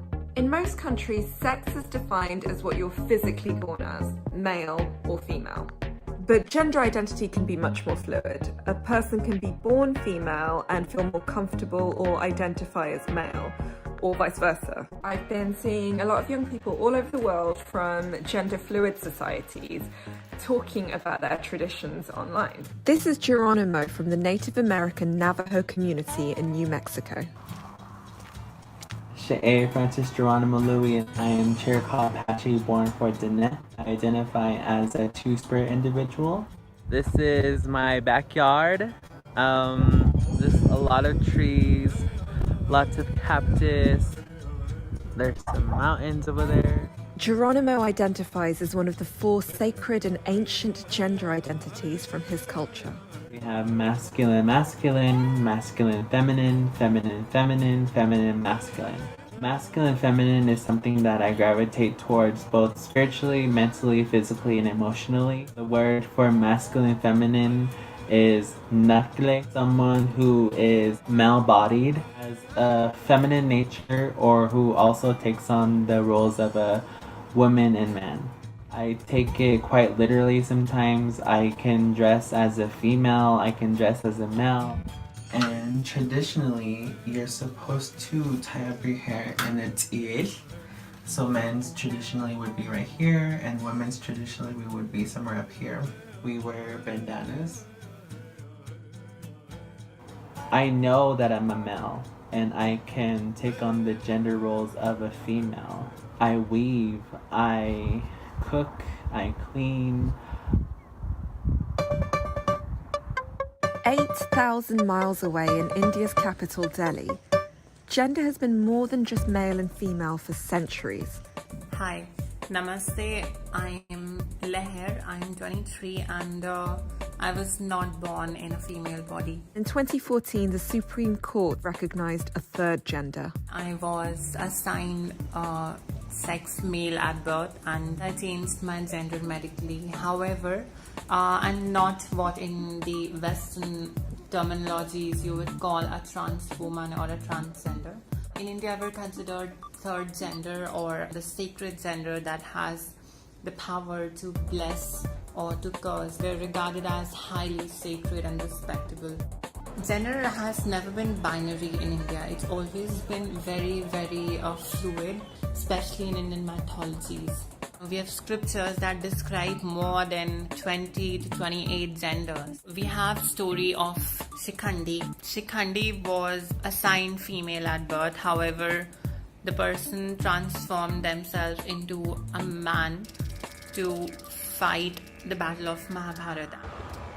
Over in Australia, transgender people have had different names among Aboriginal communities. Kai identifies as a brother boy. So a brother boy is a person that's been born female but has a male spirit or masculine spirit. Our understanding of being is so much more than a scientific definition of what is XX chromosome or XY chromosome. We can coexist, but doesn't mean that you should perpetrate hate and violence onto people that don't necessarily believe in the way that you believe. However, Kai's journey hasn't been easy, as he still faces discrimination in his own community. As someone that was born a woman and done women's stuff, and then transitioning into a man, you know, it's quite difficult at times to find your place as a person within my culture. And I think, yeah, I'm still on that journey. And for many communities, the history of gender fluidity was lost with colonialism. Sister girls and brother boys history is difficult to document because of the effect of colonization. There's been a lot of shame and stigma. Pre-colonialism time, Gender roles were actually widely accepted amongst my people and our tribe. These individuals who were called Two-Spirit were widely respected when colonialism started to happen. A lot of our people died and were murdered, and so a lot of the teachings and understandings of these people were loss, forced assimilation, religious conversion all contributed to the idea that Two-Spirit individuals were bad people and they needed to go away. I face a lot of discrimination. It hurts my feelings. Leha also believes that colonization has meant there's less acceptance of gender diversity in India. Colonization is what has corrupted the mindsets of Indian folks that today are maybe transphobic or homophobic.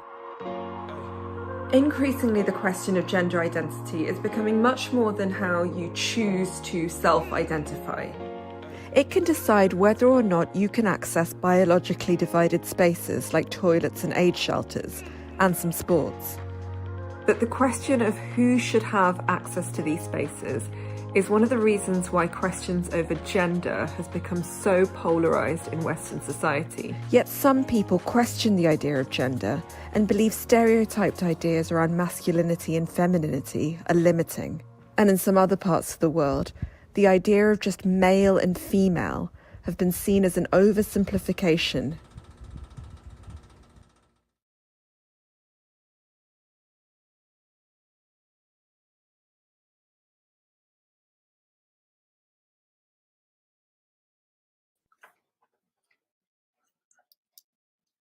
Thank you so much to BBC World News Service for providing that perspective on what it means to be Indigenous, to come from another place around the world in regards to our perceptions of gender identity, expression, and fluidity. And as we always said in our really good dear friend, the amazing Dr. Jennifer Denetdil, who's the professor from the University of Mexico, through her research has continuously said and acknowledged that Navajo people, since time immemorial, honored and recognized multiple genders in Navajo society.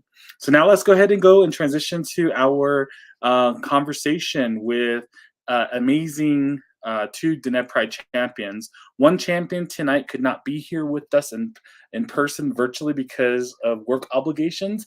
However, one other individual that's a Pride champion, who I'll introduce both, is here with us tonight for virtually, and you'll get to meet both of them live in person in Window Rock this coming Friday and Saturday, June 24th and 25th in Window Rock, Arizona for our Diné Pride festivities, our One Nation Festival, and our Sovereign Sacredness drag show. So now I'm going to bring into the space here the amazing and the fabulous Miss Shania Sky. Shania, before I open it up to you to introduce yourself, I want to make sure that I read everyone your biography and to let them know a little bit more about who you are, the work you've been doing for not only Diné Pride, but also the work that you've been doing over the last couple of years for our Indigenous LGBTQ community.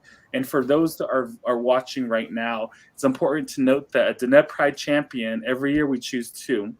Last year we had the honor of introducing two Pride champions. You had former Arizona State Senator. You'll get to meet him later on this week, who's providing our welcome address on Thursday evening. The Honorable Jack Jackson Jr. Not only is Jack Jackson a recipient of the Champion Award, him and his husband David both reside in Phoenix and also out of Washington, D.C., and he just got onto a new job working for the U.S. Labor Department, overseeing tribal affairs. So congratulations to our other Diné Pride champion of last year, the Honorable former Arizona State Senator Jack Jackson Jr. And in addition to Jack Jackson, we had the honor of also providing a champion award to the fabulous and amazing and my dear friend and mentor, our current Secretary of the Interior of the United States, the first Native woman, one of the first Native women elected to the United States Congress from the city of Albuquerque, the fabulous Deborah Holland. And we're really happy to have honored her last year as a Pride champion. The Pride Champion Award is given to an individual that has gone and beyond and above to really advocate for us as a champion, someone that has done a lot of work through their years of life service professionally, personally, to really uplift us as a community. And so now I have the honor to introduce my sister here, Miss Shania Sky. Miss Shania Sky will tell a little bit more about her clans and the tribal nations that she represents, but she's been instrumental in raising thousands of dollars for Dene Pride since 2018 with their Excuse Our Beauty Revue, which is Arizona's only Indigenous drag show. In addition to that, Shania has been performing in the Phoenix area since 2013 and has competed in several different pageants locally on a national level with the US of A newcomer system. And in 2014, she was actually crowned as Miss National Capital Cities Plus and joined the Excuse Our Beauty Revue in 2015. In addition to that, she comes from a wonderful family. Shania continues to be one of the founding members of Excuse Our Beauty that has helped raise thousands of dollars to bring awareness to Native LGBTQ issues in the country. Shania has been married for the last 5 years to her spouse Lena, who's actually from the Pueblo of Zuni, or actually from the community of Zuni, New Mexico. They have 2 daughters and 4 grandchildren that both reside in Albuquerque and Bellingham, Washington. In addition to that, Shania and her spouse are both from the transgender community and are proud Indigenous trans women. And in addition to that, Shania, for the last 15 years, has worked within the financial print industry and spent the last 10 years working with the Native American gaming industry in the state of Arizona. So now everyone, let's all welcome the amazing and the fabulous Miss Shania Sky. Hi, Shania. Hello, everyone. How are you all? Everyone's doing well. Hello, everyone out there in virtual. I know, right? And when they share their comments online, I'll make sure to plug that in so they'll say hello. But anyone, hi, Shania. Can you go ahead and give us your introduction? My name is Shania Sky. As you stated, I have been performing for 8 years in the Phoenix area. I am from the Hill River Indian community. I am Akimel Aldam, Peepash, Donna Aldam, and Pascal Yaqui. I am a native mutt, as you could say.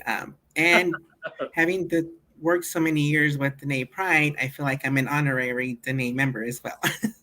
Yes, you are. The Dene people are very loving and welcome, and those that I've met on my journey with Dene Pride have been very supportive, and I appreciate, the Dene community.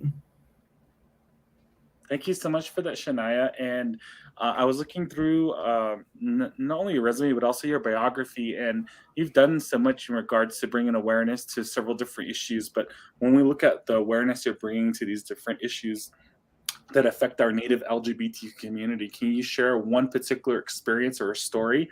And maybe share also with everyone that's listening what's one of the biggest things that you're most passionate about to really combat or to advocate for in our community. Well, the one issue is obviously it's promoting our youth into higher education. That's why I joined Dene Pride, to give 2 individuals the opportunity to continue their education, to bring their Native perspectives into whatever field they're going into. Education is very important. We don't want to lose our voice in the mainstream society. We want to continue to uphold those youth and give them an opportunity to continue their education. That's why education is important to me, and that's why I've joined Dene Pride and continue to uplift it in the community, not just in Arizona, but wherever I can. Thank you for that, Shania, and also for a word of note for everyone that's viewing. Shania has joined our board for the first time this year, and she took on the responsibility to be the entertainment director officially for Dene Pride. And previous, her champion that's also sharing this award with Shania is the fabulous Miss New Mexico Pride, Miss Tomahawk Martini, who's the mother of the House of Martini based out of Albuquerque. And Tomahawk could not be here with us this evening, but you will definitely see her in person with the Blackout Group and with Shania live in person giving their acceptance speech for the award this coming Friday, June 24th, in front of the Navajo Nation Council Chambers in Window Rock, Arizona. So thank you so much to Tomahawk for her leadership as well. But Tomahawk served as our entertainment director for a little over 4 years. And then, of course, we have Shania now that's been doing that amazing work and taking over that position on our board. But in addition to just being entertainment director, Shania, can you tell us a little bit more about your experience? Like, was it difficult to create this partnership or to collaborate to make the first ever Arizona Indigenous drag show in Phoenix? So let me correct you on that, just because I don't want to disrespect the true founders. The Excuse Our Beauty Review was founded by Miss Page, who will be joining us this weekend in Window Rock for the celebration. Her and 3 other girls started the group. I had the honor of joining in 2015-16 and was one of the last permanent members of the group before our show had got canceled. But we continue to go out into the community as the Excuse Our Beauty Review, even though we no longer have a permanent home. But we've worked in partnership with Cruising Seventh, who've been tremendous support for Dene Pride this past few years. They provided us a venue, a safe space to come in to help raise funds for Dene Pride. This year we honored the owner of Cruising Seventh, Mike McGarry, with an appreciation award for all that he's done with his establishment and opening the doors for us. So there it wasn't really hard transition to continue the work for the Excuse Our Beauty Review and showcasing Indigenous entertainers in the drag community here in Arizona. That is also one of my favorite passions, is to uplift those incoming and older Native entertainers, to give them a safe space to showcase, their talents. Because even though, there are many venues in the Phoenix area, open up for our entertainers, you rarely see, and think that's changed this past year, I've noticed, where we do have bigger representation in the drag entertainment industry here in the Phoenix area.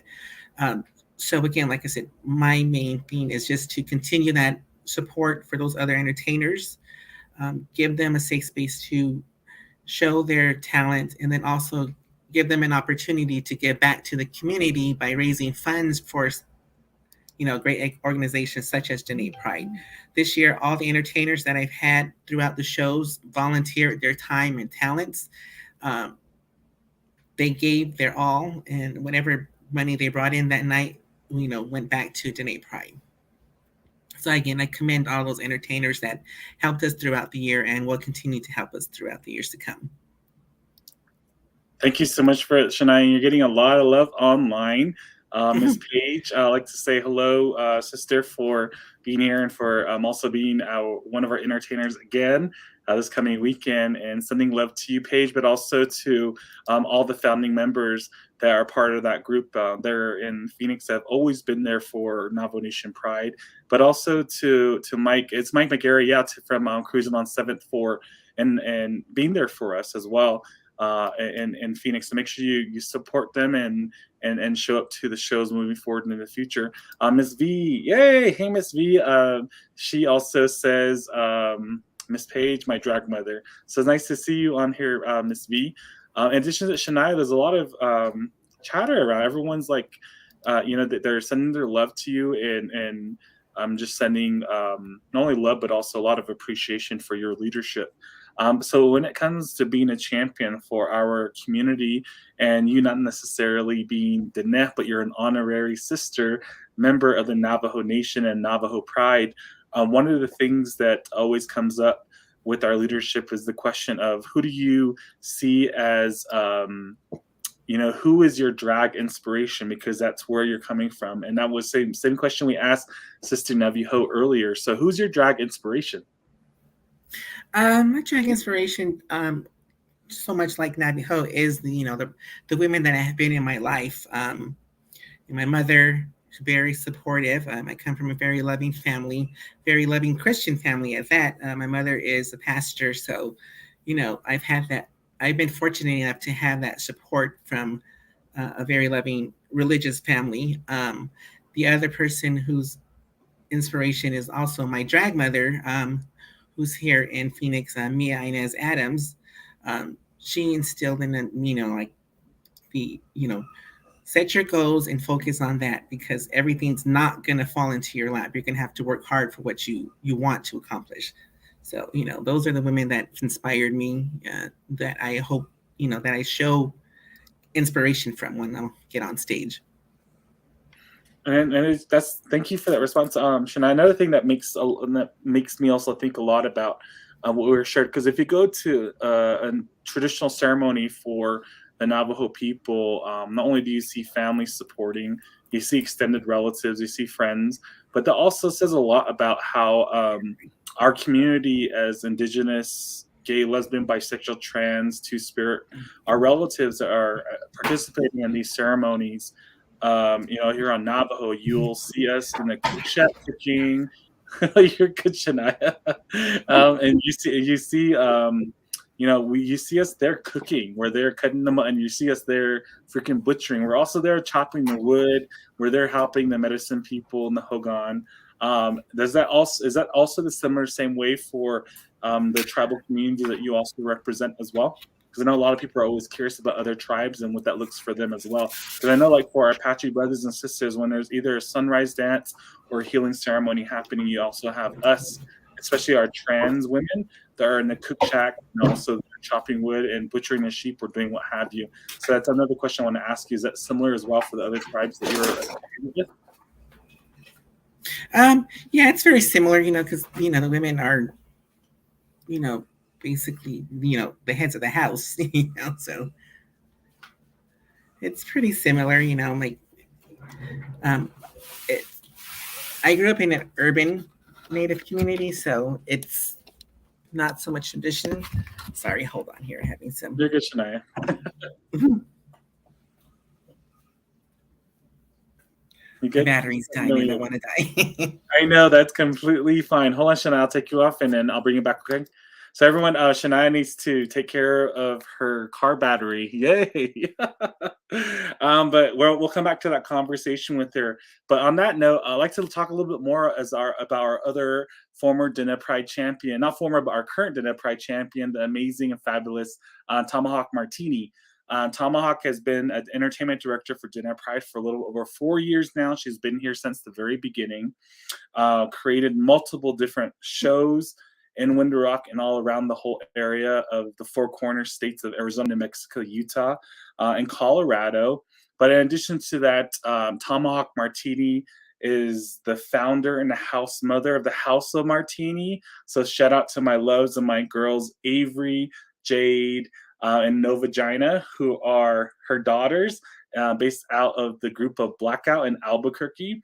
But in addition to that, Tomahawk Martini has come from a long way. Back in her high school career, Tomahawk actually was part of two famous documentaries because she was a cross-country state champion. And because of not only being a state champion cross-country runner, she set many records, but in addition to setting those records, she also she got a scholarship to go to school for running. In addition to going to school and getting that scholarship, Tomahawk has become a name that people know in our Indigenous LGBTQ community on a national level. There was always talk around whether or not she'll be probably one of our first Native or Dene women to be on RuPaul's Drag Race. But in addition to that, I love the Blackout phrase of "get it trash," because they want to accept that and say it's fine for you to be trashed, and that's what I love about Blackout. But in addition to that, Tomahawk has been a sister and a mother for so many people. And it's been through her leadership that has really uplifted the voices of our young people. And so we'll sending love to her as she's working tonight, and you'll get to see her just coming weekend. It looks like Shania is back with us. It looks like she got a jump start on her battery.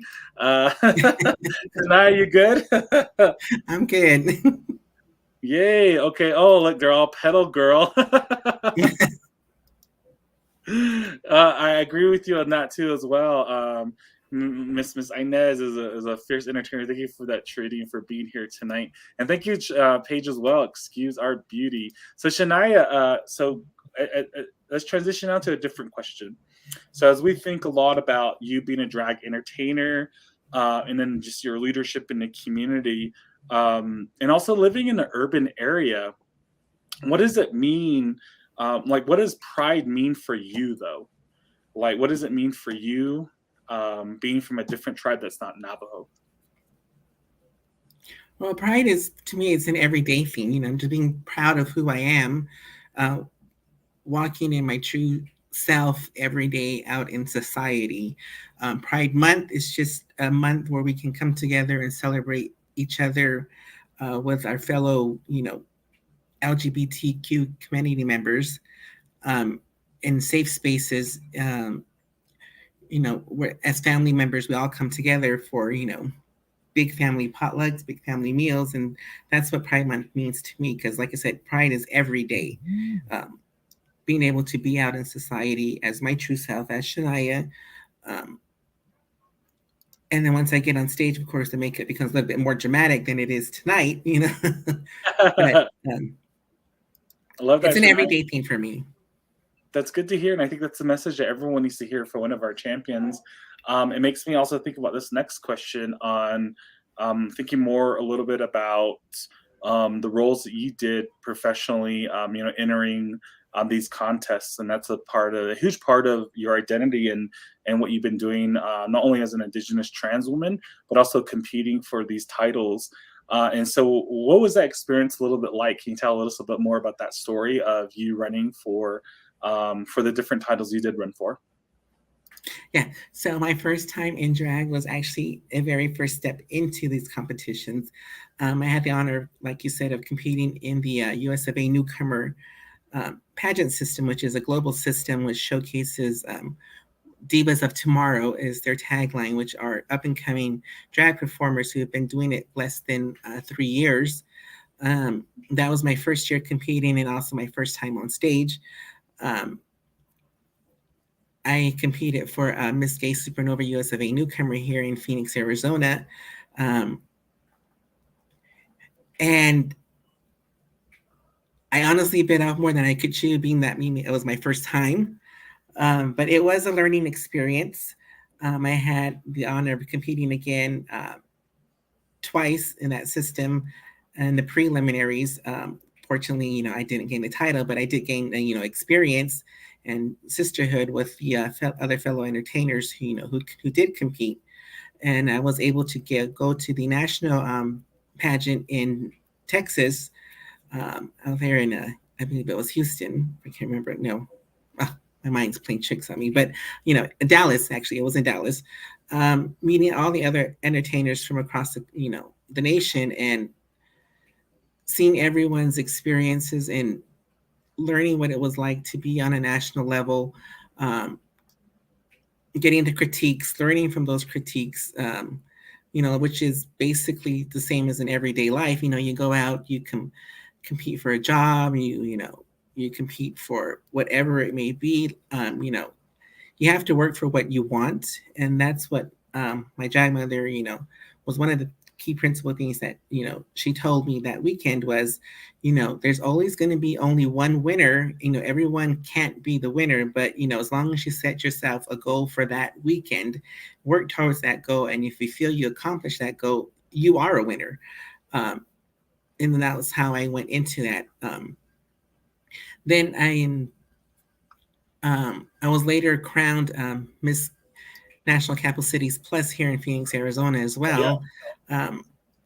That was a great experience because, you know, I did go out into the community as a title holder, meet other people, you know, got them interested in the system, was able to meet other up and coming, you know, entertainers in Tucson, Phoenix, you know, and just work on, you know, getting to know all these beautiful individuals. And, you know, that's what those two experiences taught me, was that, you know, there's more to life out there than, you know, just what's around you, and working on, you know, building those bonds with those other fellow people, individuals. They're all loving, you know, and like I said, you know, again, like I said, my mother Mia taught me, you know, set yourself a goal, work towards that. And, again, in life, there's only one winner. Sometimes it may be you, sometimes it may not be. So it helped also deal with, loss, like working for something and not getting it, but, you've also gained something in that process. So in fact, you didn't lose, you just took a separate win. Thank you for that, Shania. And no, that makes a lot of sense. And I know I've always been only curious about how that looks like and people competing for pageants. I know it's very competitive. I did send out for everyone here that's watching right now to send us a question for Shania, and we'll go ahead and send that over to her and ask her as they come in, okay? And it makes me think a lot about your role as a mom and your role also as being a partner. Can you tell us a little bit more about just a little bit more about your family and your community and what was that like? That was a big change because I came from my family is blended. Once I married my spouse Lena, I instantaneously became a stepmother and a step grandmother. And I appreciate that. I love those girls, with all my heart. Of course, like with all other families, there's ups and downs, arguments here and there, but I still have the love for them in my heart. I actually do have I have our oldest granddaughter here who's staying with us for this summer, so she'll be joining us up in Window Rock as well. So yay! I can't wait to meet her. It's fun to have her around and seeing my wife's, finally being able to see her granddaughter who we hadn't seen since COVID started. So last time we actually saw her was in 2019, I believe it was. So it was a year before COVID. So then we hadn't seen her for 3 years. So it's been a joy having her here, and she is a handful, I must say, as grandkids are, but we love them all. I love that. And then another thing, Shania, is that are you, by chance, have you mentored anyone else to carry on, your name, or are you also like a drag mom in some way? No, actually, I have. Our Arizona family is pretty good size, but also we come from a national family because Mia does have many daughters and children throughout the country because she's a national entertainer, and so people just tend to gravitate towards her because she likes to say, when she tells people about me, it's that I chose her as to be my drag mother rather than her choosing me, which is true because I saw the kind of person she was, and I went up to her and I said, "You're going to be my drag mother." So, no, I personally do not have any drag children because I feel like I'm still learning. And so if I'm still learning, what kind of parent would that be to teach someone when I'm still learning myself? Yeah, so okay. If it does happen, it happens. But, I'm not going to turn anyone away. But just personally, I feel like I'm not ready for that, to teach someone when I'm still kind of green under because I've only been doing this for 8 years. So. Maybe once I pass that 10 years mark, I'll go back to that. But for now, I'm fine. Just having drag nieces and nephews out there and being everyone's auntie. I get you. So we have a community member from that's watching right now that had a question for you. People have been asking here and there, when is Excuse Our Beauty Revue coming back? What do you think about that? That's been something that, I want to happen as well. I do want us to have the show again where we can showcase all the Indigenous performers here in the Valley and statewide, who want a place to showcase their talents, where it's kind of hard to get into the mainstream bars, because, some have their little unsaid rules of, come to our show, frequent it, and then maybe we'll consider, putting you on stage, And then there's the other aspect of, have you put your time in? Like myself, when I first started out, I started doing benefit shows, just trying to get out there, taking unpaid, gigs as they're called, to put myself out there. But I do want to bring our Excuse Our Beauty Revue back. It's just a matter of time and trying to finding out, a venue that will willing to have us back. Okay. Thank you for that question, Miss Page. There's a lot of different questions, but we're limited here on time, and you get to meet Shania personally this coming weekend. Um, One other question that I want to ask you before we go to a closing statement from you, Miss Sky, is that it comes from a former presidential candidate for Navajo Nation president. She's also a mentor and a trailblazer for a lot of our Indigenous Two-Spirit LGBTQ relatives. Is from Miss Trudy Jackson. And Miss Trudy wants to ask you the question that the late Miss Anna from the San Carlos Apache was a trailblazer for her. Who is your Indigenous entertainer trailblazer or role model? Well, that would have to be my my fellow sister and co-host, Miss Page, because she was the founding member of the Excuse Her Beauty Review. And had it not been for her friendship and her openness, I would not have been bestowed the honor of being a member of that cast. She's done a lot for the Indigenous community. She's showcased many up-and-coming performers on her stage. It's always a joy to work with her. She is one fabulous person inside and outside of her persona on stage. And she does make some really good green chili too. Paige, I want to taste that. There's the green salsa chili. Paige, thank you for that, Shania, and thank you to Paige, of course, my love. And so now let's go ahead and transition to the closing component of this evening, Shania. One of the things that I asked our conversation for our last roundtable with our Natani honorees is the question around the future and for Pride. And the closing question I have for you as part of your closing statement, Shania, for everyone that's going to view into the future, what's that one message you want to send to your younger self or to that young gay, lesbian, trans kid that may be watching right now? You're not alone. There's people out there who love you, who support you. You may have to go out and find them, but they're there. Never give up on your dreams. Set yourself a goal and work towards it. Like I said, you have many leaders out there who will support you and who do care about you. You may just have to go hunt them out. Like I said, I've been fortunate enough to come from a loving family, both personally and in my drag family as well. So just know you're not alone. It may seem like you're alone. Things may seem down, but there is hope at the end of the tunnel. So just make sure you stay true to yourself, and be proud of who you are and who you're going to be. Again, you have a loving community out there that loves you and supports you. That's all I can say. Thank you so much for that, Shania. Well, everyone watching, that is just amazing. Everything you need as a leader, a champion for Diné Pride. I'd like to say thank you to Miss Shania Sky, one of our recipients of this year's Diné Pride, Navajo Nation Pride Champion Awards. Also, shout out to the fabulous Blackout mother of the House of Martini, Miss Tomahawk Martini. And both of you, we look forward to seeing you here in our nation's capital in Window Rock, Arizona this coming weekend, June 24th and 25th.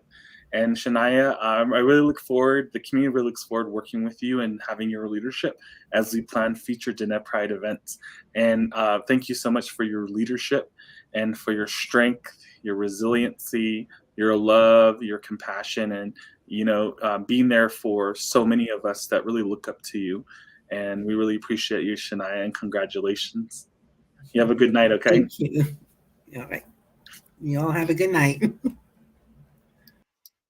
Okay, everyone. So if you're there in your living room, you're watching your phone, because I know a lot of people are messaging me about that. Congratulations and a round of applause to our two champion awardees for Diné Pride 2022 to this year, Miss New Mexico Pride, Tomahawk Martini, and the fabulous and amazing Miss Shania Sky. Thank you both, Tomahawk and Shania, for joining us and for being our champions this year. So now we actually want to go to a key component here where we're showing an exclusive video from Illuminative and Max 7. They produced a video to celebrate the diversity, the richness, and the beauty of Indian country, especially during Pride Month. The video is called We Are One. Let's all hear it now for Illuminative and Max 7.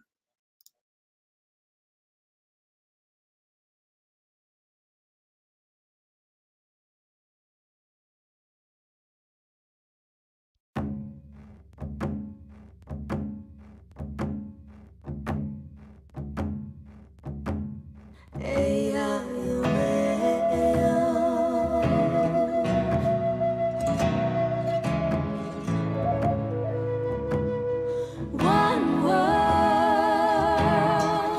one people, one tribe, one tribe. What I know.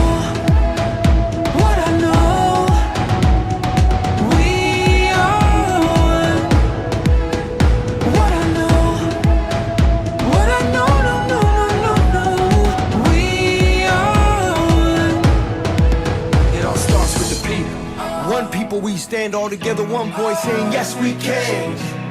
Each one, reach one till we pull ourselves up, cause we all one fam. From the rest to the block, to the Perry, to the rock, we connect that love. Cause the people with power feel the power of the people when we stand as one. I got you stuck off the realness. We be indigenous, you heard of us. Max 7, the murderer, spreading the love with the water and earth. And the stand against hate, gotta know what the purpose is. We rise, the climate is changing, signs of the times. It's time to start praying. Pray for the world and community. Prayers are more powerful when we're in unity.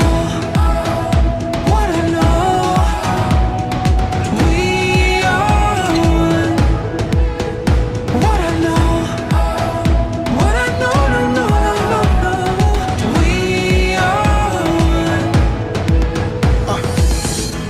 Today, hungry for a change, new path to take. Can't stay the same, it's been too long. Pointing out who's right or wrong, can you hear me out? All we need is a little bit of love. Take time to heal and it starts with us. Hand in hand, I put my trust. In one world, reunite, it's a must. Hold on to hope, we can overload. We can break the code with a single note. Sing out for the world to hear that our time is now, no more for tears. I looked into my son's eyes, a new day in a new light. Lift the veil in, dwell so peaceful. Come together, one world, one people. What I know, we are one. What I know, no, we are one. 'Cause who you are is who I am. We all bleed the same blood, yeah. Hey. We all bleed the same blood, yeah. We got beautiful differences, let me give you a peek. Over 500 tribes, but we all unique. And if we could not compete to eat, nothing could beat us. Jealousy is more dangerous than diabetes. See this unity? Imagine what it looked like. You would think we would do whatever it took, right? I would do anything for this good life. We could do anything if we unite. Come on. Young native, you are my savior. Say your prayer for our inspiration. From the block to your reservation. Any color, all my relations. From the basement, worldwide invasion. Every day we're painting our faces. Fighting back but learning our language. Dancing our dances, saying our prayers. What I know.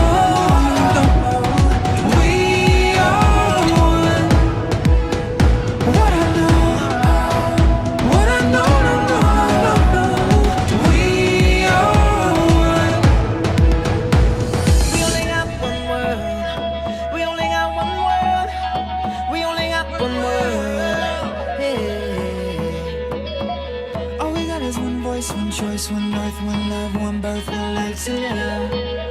One life to live, yeah. One people, we stand all together, one voice saying yes we can. Each Reach one till we pull ourselves up, cause we all one fam.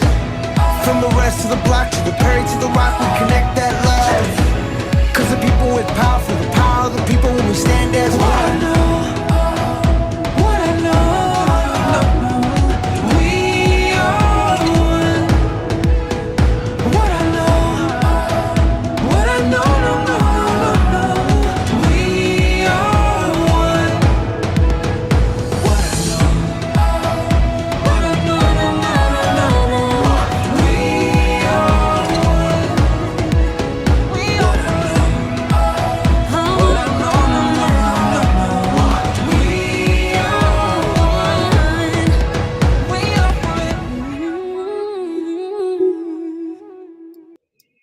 Thank you so much to Illuminative and to Mag 7 for that amazing production and sharing the inclusive message that celebrates our diversity and the richness of our cultural teachings and our tradition across Indian country. And we're honored to bring you that song, We Are One. Please make sure you go to iTunes or Spotify and download that amazing song. So now we're going to bring you an exclusive online virtual performance from our Diné Pride Champion 2022 this year.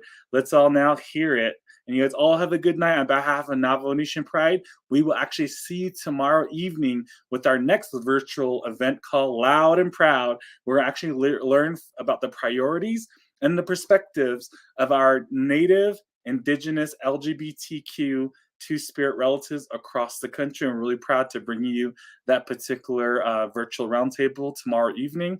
We'll see you Wednesday as well, where you actually will meet our this year's two Nasilid Rainbow Youth Scholars. You get to meet these two amazing young people that will be receiving a full scholarship from Diné Pride as they attend college, and they're in college going into 2023. You all have a good night.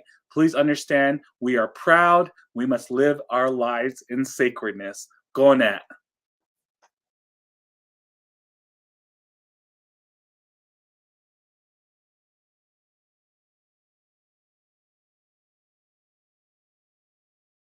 Attention to the fact that this year alone, at least 18 transgender women of color have been murdered. With many in my community wondering, am I next?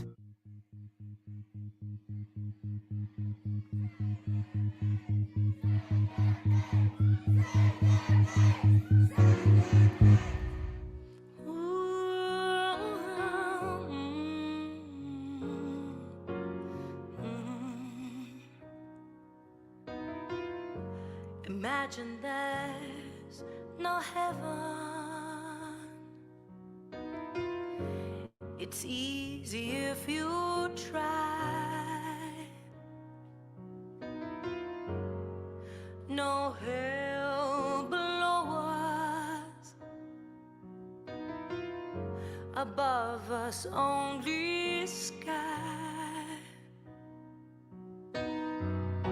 Imagine all the people living for today. Imagine there's no countries. It isn't hard to do.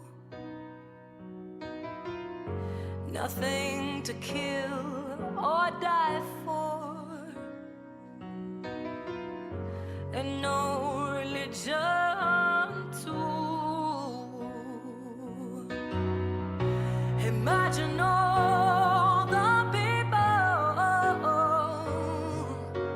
living life in peace.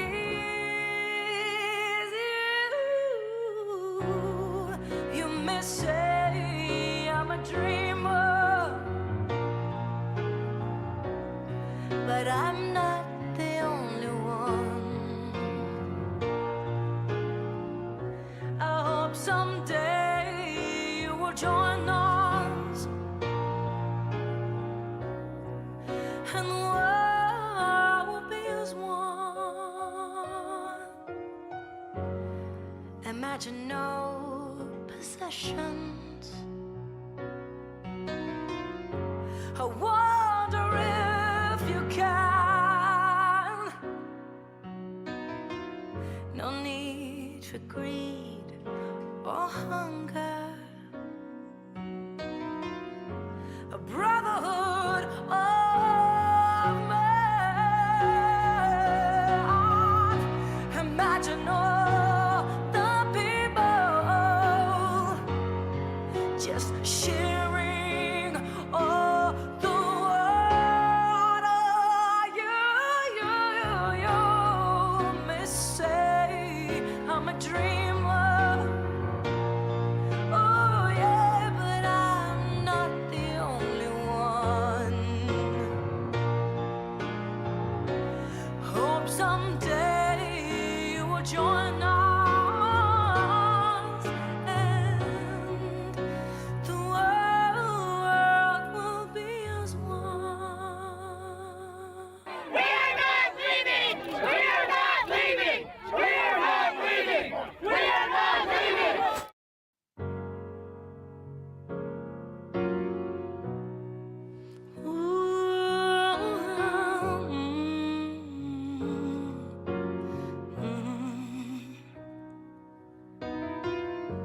Imagine there's no heaven.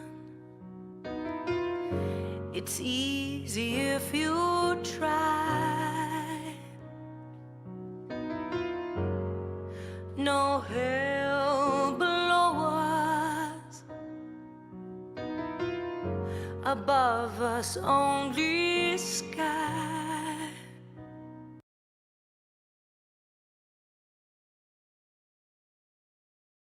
Your journey starts here. Welcome to Dene Pride.